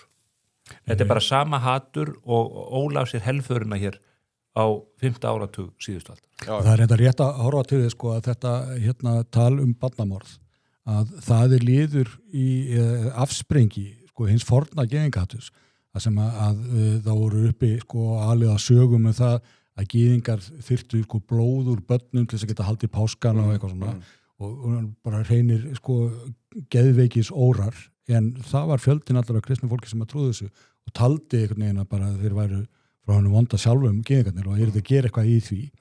Við sjáum þetta sem að hann er að tala þarna og hann vísar í tiltekna skýrslu stofnunar Sameinuðu þjóðanna sem að hefur nú ekki verið laus við gagnrýni, sko, að þar sem er farið í þetta sama, að það sé að Ísraelsmenn sé einhvern veginn sérstaklega en að leggja sig í líma við það að drepa börn sem að sko, er náttúrulega bara svo fráleitt að engu tali tekur. Já. Þetta er ógeðslegt. Það er það sem þetta er. Já, mér blöskaði líka því að lasa þessa grein. Það er mjög ósmekleg. Við ætlum að fara í allt annað. Núna. Já, ég ætla að segja svona eins og menn sem vil ekki viðkynna að lesa í Morgunblaðið. Mér var bent á grein á Vísi og svo bara nýttið, en ég les ekki Vísi. Vinur okkar í GB-ferðum sem að við fórum nú til Cartoon House daginn á þeirra vegum. Heldur betur, í samstarfi þá, já. Þannig við ætlum að vinna meira með þeim. Við ætlum að minna fólk á að kíkja inn á heimasíðunni hjá þeim og verslega góða ferðir. Nú er til dæmis tilboð á Cartoon House. Cartoon House, þar sem að fólk getur leikið þessa 2 stórkostlegu velli og þetta dvalið á þessu frábæra hóteli sem að þar er. Við skemmtum okkur vel þar. Við fólk til þess að fara og borða á Kathleen's Kitchen. Já. Fyrstu þér öndina eða? Já, frábæra önd og svo er svona meiri bístró matur og svona léttari réttir á Carriage House sem að er þarna við hliðina og svona eiginlega hluti af klúbhúsinu og þarna eru frábær tilboð fyrir fólk alveg upp í 7 daga ferðir og já, það það er ekki ósögum sagt að þetta er frábært staður til að dvelja til að spila golf. GB-ferðir, eru þeir bara með golfferðir? Nei, þeir eru líka með borgarferðir og skíðaferðir. Jó er náttúrulega mjög flinkur golfari og hann hefur leikið lang flest ef ekki alla bestu golfvelli í heimi, hann hefur mjög góðan samaburð og Carlton House er þetta tilbúð en hann er að bjóða ferðir á Camiral og fleiri staði og við erum að stilla upp einhverju ferðum í samstarfi við hann á næsta ári. Svo hefur hann líka verið með fyrirtækjahópa að fara út. Já. Þannig og bara allt mjög hann er búin að vera svo lengi í þessu þú veist, maður vil auðvitað ekki ofselja þjónustuna en hann gerir þetta á persónulegum nótum og veit bæði að hverju fólk er að leita og hverju það ætti að vera að leitað skiljiði. Þannig að það hefur mjög jákvæð áhrif. Ég ætla að taka smá frí í byrjun september, ég er svona á báðum áttum með það hvort að maður fara á Carlton House eða jafnvel að Camiral, svo er hann með mjög flott verkefni líka í Portugal. Þannig að það er full ástæða til að vafra þessar lendur. Ef þú myndir henda þér til á Camiral núna á næstu dögum og ég myndir skikka til að taka þér áður á ríkisstjórninni með þér, hvernig myndir þú taka? Ég tæki bara Loga Einarsson því að það er svo ógeðslega gott að fá sér góða Negroni eftir hringin. Ég myndi bara geyma hann á sundlega bakkanum og svo tæki hann á móti mér með Negroni og góðri músík. Já, myndir þú bara spila einn? Já, ég ger ekki það fyrir að ég sé góður golfi, sko. Nei. Ok, en hvernig fólk til að kíkja á þetta? Hendast út meðan veðrið er svona, þá er bara að gera skellsitt útlanda og njóta lífsins aðeins. Já. Þannig að, einn ráður ríkisstjórnin sem spila golf og ég veit ekki hversu góð hún er en hún spila golf, enga síðu, það er Hanna Katta. Ég sá bara stutt, stráka, ég ætla að fara inn á þetta einmitt. Ég sá að frétt í vikunni þar sem að var að fjalla það að nú liggur fyrir að Elkem er að loka grundutanga og það hefur verið fjallað það. Og ég sá bara haft eftir Hönnuköttu Friðriksson, atvinnuvegar ráðherra, að lykilmarkmiði væri að verja alþjóðlega samkeppnisrétt Íslands. Og við höfum fjallað hans þetta hér og við myndist á tollana áðan til dæmis og hvernig við stóðum einhverju samningsstöðunni þar. Ég spyr bara, er það rétt? Já, hvernig hafa þau staðið að ETS-málunum varandi Icelandair? Hvernig hafa þau staðið að skattlagninguna á bankakerfið? Halda þau í alveg að þorskurinn sem að verður að veiða hérna í kringum Íslandsstrendur fara ekki á alþjóðlega markað þar sem að verður að keppa við norskar og hollenskar og þýskar og spænskar útgerðir. Og það er verið að veikja samkeppnisstöðu íslenskra fyrirtækja með því að gera þeim verðkleift að stunda fjárfestingar og byggja þessu upp. Það er ekkert af því sem þessi ríkisstjórn hefur gert frá því að hún tók við völdum 21. desember 2024 verið til þess að styrkja samkeppnishæfni Íslands. Og nú er verið að veikja ferðaþjónustuna með aukinni skattheimtu á baðlónin og þau eru að boða frekari skattheimtu, þau tóku ekki af eins og þau þátt að gera öllu leyti skattheimtuna á skemmtiferðaskipin sem er búin að eyðileggja ferðaþjónustuna til þess á Djúpavogi og Patreksfirði og annað þar sem þessi minni skemmtiferðaskip voru að koma. Ekkert verið gert til þess að bæta samkeppnishæfni Íslands. Ég var að henda sér í frumherri bara að segja endurskona með á þetta á þessu umali. Ég efast reyndar ekki að þetta séu markmiðunar og ég meina það er ekkert bara að segja. Nei, og ég held að hún meini þetta líka en síðan þegar kemur að því hvað ætlar að gera í því að þá eru alltaf einhverjar skrúur sem þarf að skrúa hér eða þar eða það vantar pening, það þarf að fóðra einhver lofvörð og svo framvegis og þau komu inn í þessa ríkisstjórn með það fyrir augum að hér var einhver efnahagsvandi sem það ætla að laga og það átti að taka 1-2 ár síðan myndi einhverju stórkostlegu hluti gerast. Núna lítur reyndar út fyrir það að efnahagsundrið sem þau ætla að búa til það sé ekki að framkallast, síðan svo. En verðmætasköpunar haustið? Já, og verðlækana sumarið og hvað þetta allt hér. Vorið. En Hanna Katrín, hún þekkir þess málulega, ég meina hún hefur sjálf verið í rekstri og alls konar. Hún veit þetta, en það eru bara einhverju önnur forgangsatriði sem ráða, það þarf að eftirláta Ingu að gefa einhverja milljarða hér og það þarf að gera eitthvað þar og þetta endar allt í einhverjum óskumum vegna þess að það er aldrei hort á það hvað þarf að gera heldur bara hverju getur veitt. Já, þannig við setjum endurskona á þetta. Við erum ekki tilbúin að hleypa þessum ummælum. Nei, menn að þau verða að sýna það í verki. Já. En hins vegar, hún er góð í golfi, Já. Er það? Já, svo hefum við sagt. Svo hefum við sagt líka. Já. Við bjóðum á sjómannamótið. Við bjóðum henni nú í fyrra, hún mætti ekki. bjóð mig aftur, hér með. Já. Ég skal spila með henni. Nei, hún alltaf var mikil íþróttakona hérna árum áður. Já. Andrés, þú ert ekki útilegumæður? Nei, svona ég fer helst ekki í annars þar þar sem ég get fengið herbyggjastanastöðu. Nei, Stefán Einar, þú útilegumæður? Þið langa að vera útilegumæður en þú ert það ekki? Nei, ég ætla ekki að halda því fram. Ég á helviti gott ferðagrill frá Eventjúr. Ekki blóta. Já, og hérna ég nota það nú bara í skottin á Japanum þegar þeir eru að renna svona í dagsferðir. Þannig syns mér bara gott að gista á Hótel Akureyri og retreat grín. Já, það er gaman að fyrir útilegur, gaman að sitja talstöðum og ræða málin. Ef við ætlum að með vinum okkar í Ellingsen sem erum allar útilegu búnaðinn, þannig afmælistilboð það til 19. júlí, þess að ná að hlusta hann þátt fyrir það. Er þetta ferðaklósett? Já. Ekki spyrja. Kannski eiga og svona. Er þetta ferðaklósett fyrir 110 ára gamalt fólk? Það verður við ætlum að vera með svona ferðaklósett í næsta þætti og ætlum við sýnikenslu. Ég verð því miður erlendir en Andrés verður á landinu.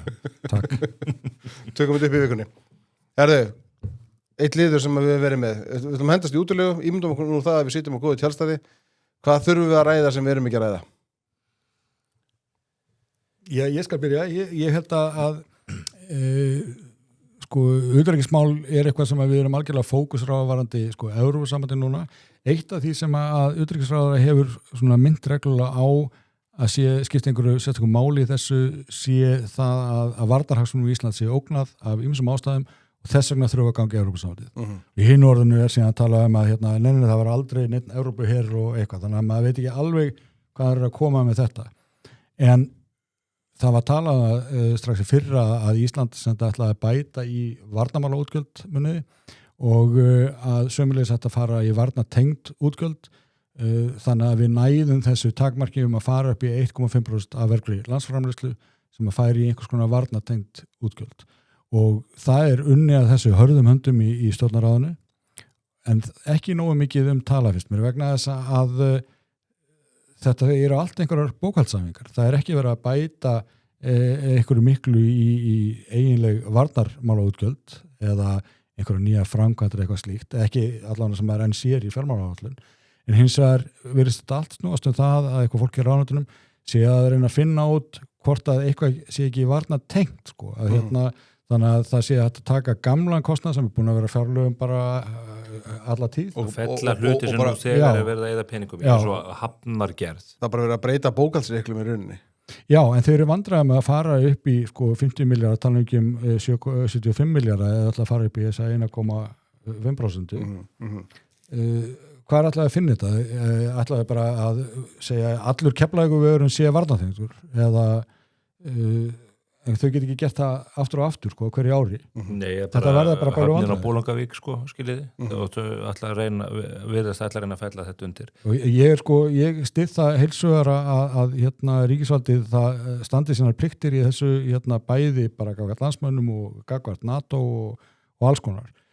En mér finnst að við ekki vera feika neitt það að reyna að halda því framögnina því að þessi bókum setja heimstyrjöld inn á bókasamlunni á Dalvík að þá sé það varnartengt. Nei, og það er það sem við þurfum þá líka að gera ef það þarf að fara í frekari sem við vitum frekar uppbyggingu í Helguvík og á Miðnesheiði í kringum hérna gömlu varnarstöð að þá herstöð að þá eigum við líka að segja við Bandaríkjamenn, við áttum okkur á því að þið þurfum að byggja hér við. Hvað getum við fjárfest á þessu sama svæði? Ég held að sé mikilvægt að bara eins og Bandaríkjamenn við þurfum nýjan officer club. Já, Bandaríkjamenn átt að segja á að við erum til að fjárfesta þessum, við viljum helst að fjárfesta þessu þannig að þetta fari inn í íslenskt efnahagslíf. Það er ekki þannig að við myndum vilja millifæra þessa peninga á NATO eða Bandaríkjum svo að gerið þið þar sem þið viljið við þetta. Það hefur verið mikil uppbygging á Keflavík á síðustu árum og þá er þetta eiginlega allt í þagnargildi að virðingu við Vinstri græna meðan þeir voru í ríkisstjórn 2017 til 2024. En það mun þurfa að byggja meira upp þar og við þurfum að styrkja flugvöllin alveg sérstaklega. Hann er okkar stærsta varnarmannvirki að öllu leyti og þar er verk að vinna þannig að ég held að það sé í raunveru hægt að finna nægilega mikið af raunverulegum varnartengdu verkefnum til þess að uppfylla þessa skildu og við eigum ekki að vera á þeim buksunum einhvern veginn að reyna að þoka okkur undan þessar skildu. Það eru alla þjóðir að berjast við þetta núna. Svo sér maður eitthvað fólk á samfélagsmiðlum sérstaklega segir okkur stendur bara að ógna Bandaríkja fórseta. Akkur ættu við eitthvað að vera eða eitthvað varnarmál. Það er bara með sömu rök. Akkur ættu Spánverjar að vera einhverjum peningum í varnarmál. Þeir eru ekki að því. Þeir eru lengst, jú. Þeir eru eina náttúrulega sem allar ekki taka þátt í þessu. Já, en þeir eru samt að eyða helli, þeir eru með her og þeir eru með flugher og annað. Tökum annað dæmi, Portugal eða Grikki eða hvað. Þeir eru langt frá heimsins víga slóð hvað það varðar. Það er langt í Rússland. Það er hinn augljósa aðstæðandi ógn. En menn verða að byggja upp þessa varnir af hörku, ekki síst vegna sem við erum að sjá þennan breytta heim með þessum drónahernaði. Og Úkraínustríðið hefur bara gjörbreytt öllum skilningi okkar á því hvernig stríður og háð og hvernig ógnir geta byrst alveg óforvarandi. Bara á Kastrup, svo dæmi sér tekið. Já, heldur betur. Það er nánast okkar heima flugvöllur. Alltaf tala okkur standi ógn á Trump, þetta er bara svo kjánulegt. Þetta er bara ekki rugl. Já, þetta er eitthvað sem að við getum tekið fyrir. Já. Og held árum. Hvað meira, erst þú með eitthvað? Já, það er þetta mál sem að mig langar til þess að nefna í því sambandi. Það er, þú talar varnarmáli, ég held að við höfum að tala orkumálin. Og það er gaman að tala orkumál vegna þess að við Íslendingar höfum flott að sögu að segja þar. En ég held að við þurfum að þoka umræðunni meir í þá átt út af öllu þessu landvendardóti og því hvernig menn hafa náð að stöðva eðlilega uppbyggingu bæði orku innviða og bara orku framleiðsluna í landinu. Að við þurfum að hugsa þetta eins og normenn, að þegar við sjáum vatn falla til sjávar úr jöklunum okkar sem ekki hefur verið nýtt til raforku framleiðslu á leiðinni, það notabenni rennur allt til sjávar að lokum, þá er það töpuð orka. Við verðum ekkert endalaust með þess að jökla. Það eru ýmsar breytingar í náttúrufari sem að gera það verkum að hlutum breytast. Við verðum að undirbyggja velsæld íslensku þjóðarinnar með afgerandi hætti akkurat núna á þessum tímapunkti vegna þess að það er ekki víst að það verið gert síðar. Hér er verið að varpa upp á skjáin vatnsæð Þórisvatns sem er þegar það er á yfirfalli stærsta vatn Íslands og ég sé svo illa við því sem aðeins inn staðan núverandi vatnsár, við erum á pari við síðasta vatnsár, höfum verið ofan við síðasta ár og við erum talsvert yfir áætluðu meðaltali. Það eru góð tíðindi þar, við erum að safna í forðan fyrir veturinn og svo er bara vonandi að við finnum nóg af öflugum fyrirtækjum til að nýta þessu orku. Þetta er náttúrulega alveg rétt atriði sem við eigum að ræða, þú nefndir varnarmálin, orkumálin, einhver mál sem eru svona hugsa okkur til einhverja framfara síðan mér, ekki eitthvað Evrópusamband. Það er svo mörg mál sem getum verið að ræða hérna. Nei, og þá getum við kannski komið sjálfgeft hrósi þessum þætti til ríkisstjórnarinnar vegna þess að þetta er mögulega sá málaflokkur þar sem mest hefur þokast hjá ríkisstjórninni. Jón Páll, hann hefur staðið alveg við það sem hann sagði í upphafi hvernig hann ætlaði að breyta tilkvæmum hlutum og það er reyndar nóg eftir að gera hjá honum. Já, er það nóg að þessu en það sem ég ætla að fá að segja gillir að ég held að með þessum tillögum okkar Andrésar þá hefur við tryggt að okkur verði ekki búið útilegu sumar. Það var markmiðs. Þannig leikum við á þig. Bara ég nefnir ekki að hafa þessa gæja Hvað ég var að ræða? Já, við erum ræða hér skammtafræði. Við vorum að gera grínaði hér daginn, ekkert gera grínaði, við vorum að segja að Kristján Loftsson vinnur okkar þyrfti að fá svona á Amber rafstöð, bara góða hlæslu. Hann virðist vera bara í þrusu hlaðin, svo gamli. Allan er betur hlaðin en þetta skip hann að Bandero. Það er langt síðan að Kristján var komin á hreinan rafbíl.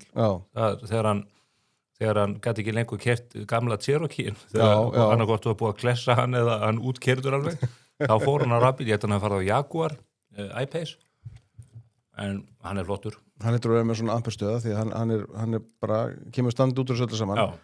Þetta, var þetta ekki rétt borið hjá framhjumur? Bandero, þetta er skipið sem að Paul Watson sendi hingað til lands. Bandero eða Banderos, eða Bandero. Þeir eru nú farnir á landi, var þetta ekki bara eitthvað stönd? Var þetta ekki bara fjárbrunnar stönd? Jú. Við fyndið að hafa aldrei fundið hvalskip. Býður ekki bara við hvalfjörð og býður ekki bara þar eftir að hvalskipi sigla framhjá? Jú. Ef þú vilt virkilega finna hvalskip, Hefur ekki getað hringt þarna í kallin í mastrinu? Hvað heitir hann áttur sem eru búin að er hann ekki ennþá þar? Einhverju voru með hugundum að setja bara mynd af Kristjáni á peningasegil og voru ekki með það einhverstaðar hana, einmitt. Það er flott. Myndi þetta ekki virka? Ég myndi reynda vel að taka út þessa seðlabanka stjóra undirskrift þarna. Já, hún er ekki alveg nóg góð. Hendum henn út í hásöga. eitt hrósi viðbót, þá má þetta hrósa landhelgisgæslunni fyrir þeirra framgöngu í þessu Bandero-máli. Fyrst náðu nú að lókeita skipsgarminn með TFC og svo með Þór sem að gat vakta þetta vel og svo sá maður nú reyndar að það var allur vindur komin úr þessu hjá þessum Sea-Shepherd-mönnum eða hvað þeir heita, því að Þór var hættur en að fylgjast með þeim. Þeir sáu bara, þeir voru bara alls ekki með þetta. Við bara fara að gera hvað annað. Já. Herðu, svo sá ég að það var bara östutt frétt í vikunum það að ESA eftir komst þær niðurstöðu að það væri engar EES-reglur varandi hvalveiðar, að því að sko, ástæðan verið minnst á þetta svo að það er mikið búið að vera kvarta til ESA að stöða hvalveiðar í Íslandi og þeir segja bara, herðu, það er bara ekki engar reglur þetta sko, bara skiptum okkur að gefa þessu. Það verið að skjóta eitthvað 120-130 langreiðar í kringum landið og það þarf auðvitað að bæta þennan búnað. Kristján þarf að fá leyfi til að nota þarna rafskutlana til þess að drepa dýrin bara samstundis og það er nú ein leið til að nýta okkar góða rafmagn og það er bara hið fínasta mál. En svo þetta allt krökt af hnúfubaki í kringu landið og ég ítreka þá skoðun sem ég hef lengi haft að við hefum að fara að skjóta gríðarlegt magna hnúfubak, mörg hundru dýra ári og grisið hann á stofn og við hefum að koma upp versmiðum og breyta hræjónum í prótein. Þá við hefum að bræða þetta og koma upp fóðurversmiðum úr hnúfubak og við hefum að fæða laxeldið, landeldið og sjóeldið á próteini úr hvalaafurðum, vegna þess að hvalaafurðir eru prótein sem að heimurinn vill ekki borða en við getum framleitt með hagkvæmum hætti prótein sem heimurinn vill borða, sem er lax. Og þarna held ég að þessi tækifæri til að umbreyta dýrastofnum sem að við þurfum að nýta og þurfum að grisja í mikil verðmæti fyrir Ísland. Þarna held ég að sé komið fram óumdeild til að frá þér. Já. Svo þín var von að vísa. Stefán, þú ert mannasættir. Hótel Akureyri, við erum okkar þar. Við áttum að góða stund þar daginn. Já. Við þrír og fleiri. Indislega stund.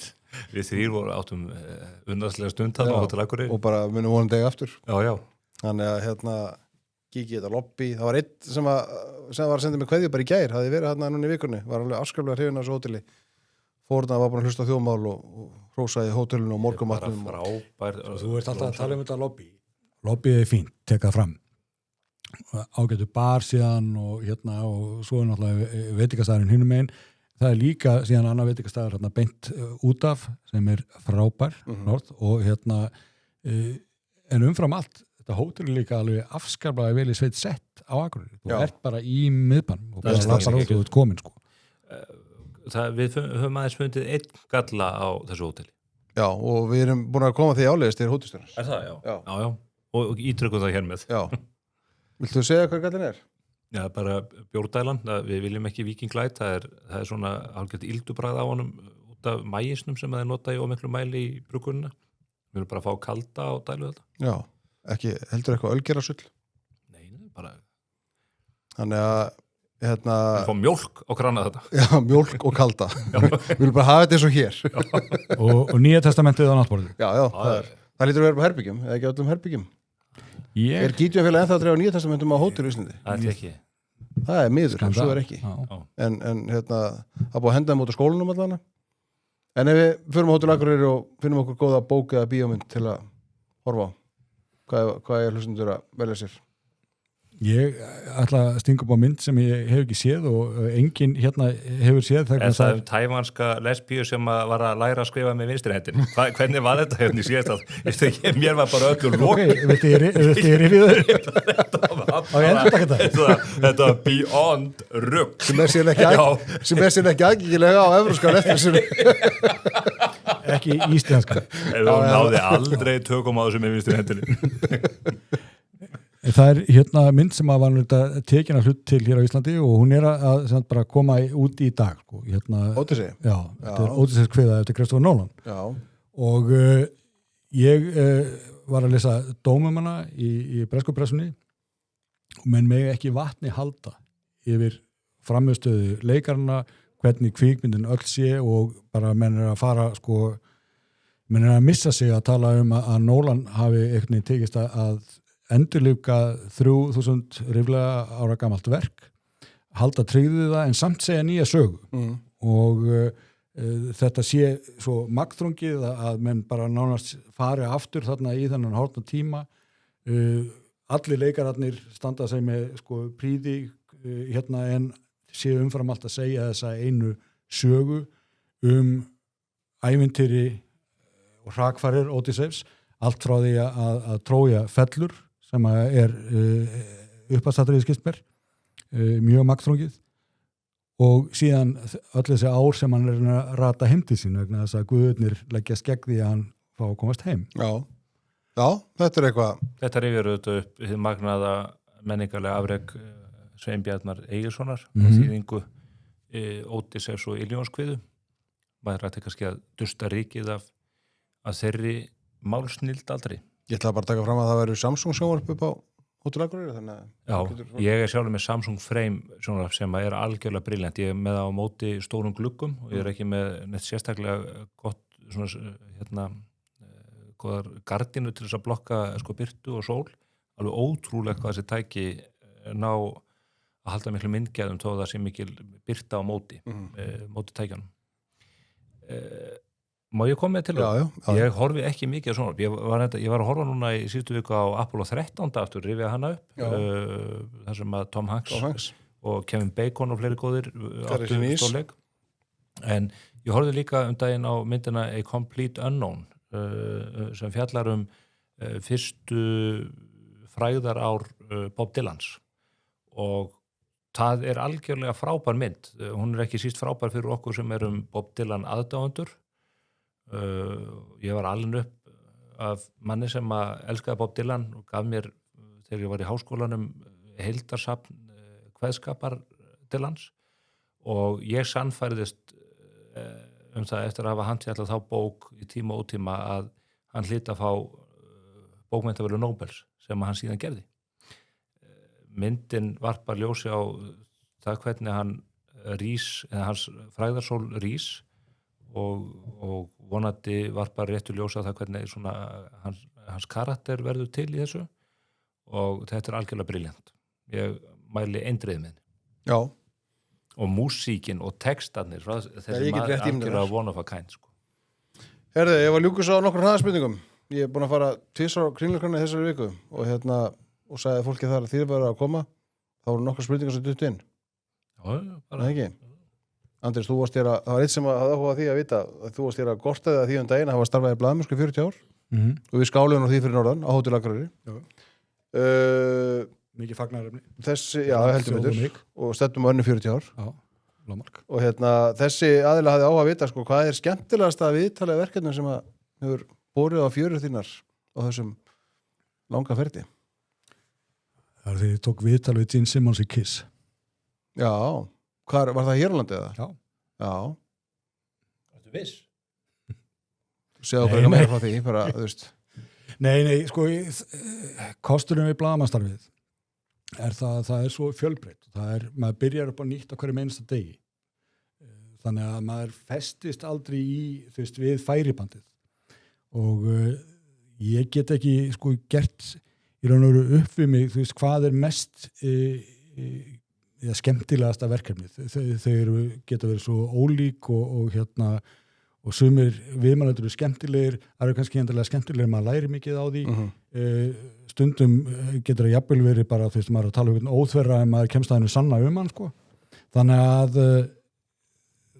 þarna nánast hver dagur sem að gefa manni eitthvað nýtt að því taginu og það það sem að, þú veist, já, mér finnst þér skemmtilegast og að geta sest niður og kynnt sér eitthvað mál og grafist fyrir eitthvað og það ekki eins og maður sé alltaf skilur að afhjúpa eitthvað. En maður að komast einhverju nýju sem maður getur þá miðla til lesanda, sett í samhengi og mér finnst það bara afskaplega gaman og ég get sagt þér að, þú veist, þessum 40 árum síðar að það alveg sama elementi, sko. Já, náttúrulega ekki segja þetta uppátt vegna þess að ritstjórinn getur verið að hlusta en þegar ég byrjaði að vinna í blaðamennsku bara réttlilega 20 beint eftir stúdentspróf og fór að vinna fyrst að skrifa erlenda fréttir og síðan leið mánuðurinn og bara ég fann að þetta átti mjög vel við mig og það kemur að mánaðamótum og haldið ekki ég hafi fengið útborgað og bara mér fannst það að vera algjör bónus sko, þess að ég hefði gert það frýtt og það þú veist, ef maður er að gera eitthvað sem mann finnst skemmtilegt þá gerir maður vel og ef maður gerir eitthvað vel þá verður það skemmtilegt. Ég skot að þú varst ekki kosin í kjaranend blaðmannahjólusins. Nei, og ef maður fær borga fyrir það bara líka frábært. Bara bónus. Stefán, stefnir þú að 40 ár í fjölmiðla starfi? Nei. Hvað er búin að vera núna? Hvað, 13 ára ekki? Nei, ég er búin að vera í 11 ár. 11 ár. Hvenær er næsta biskupskjör? Í apríl næsta ári. Ekki það ég sé með það allt á hreinu ég bara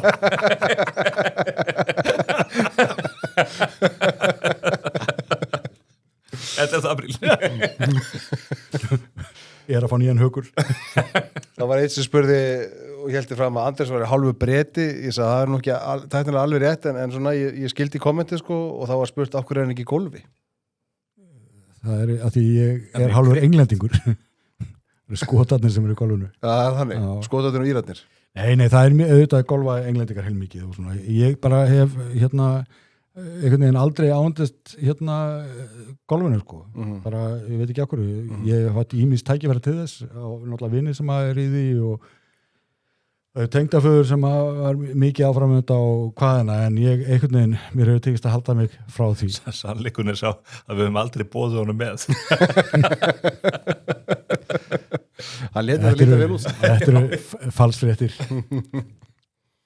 Ein spurning var bara svona léttir í kantunum. Hvað er skemmtilegast að grilla?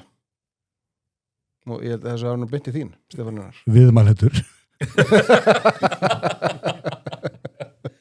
Hvað er skemmtilegast að grilla? Þetta er alveg frábær spurning.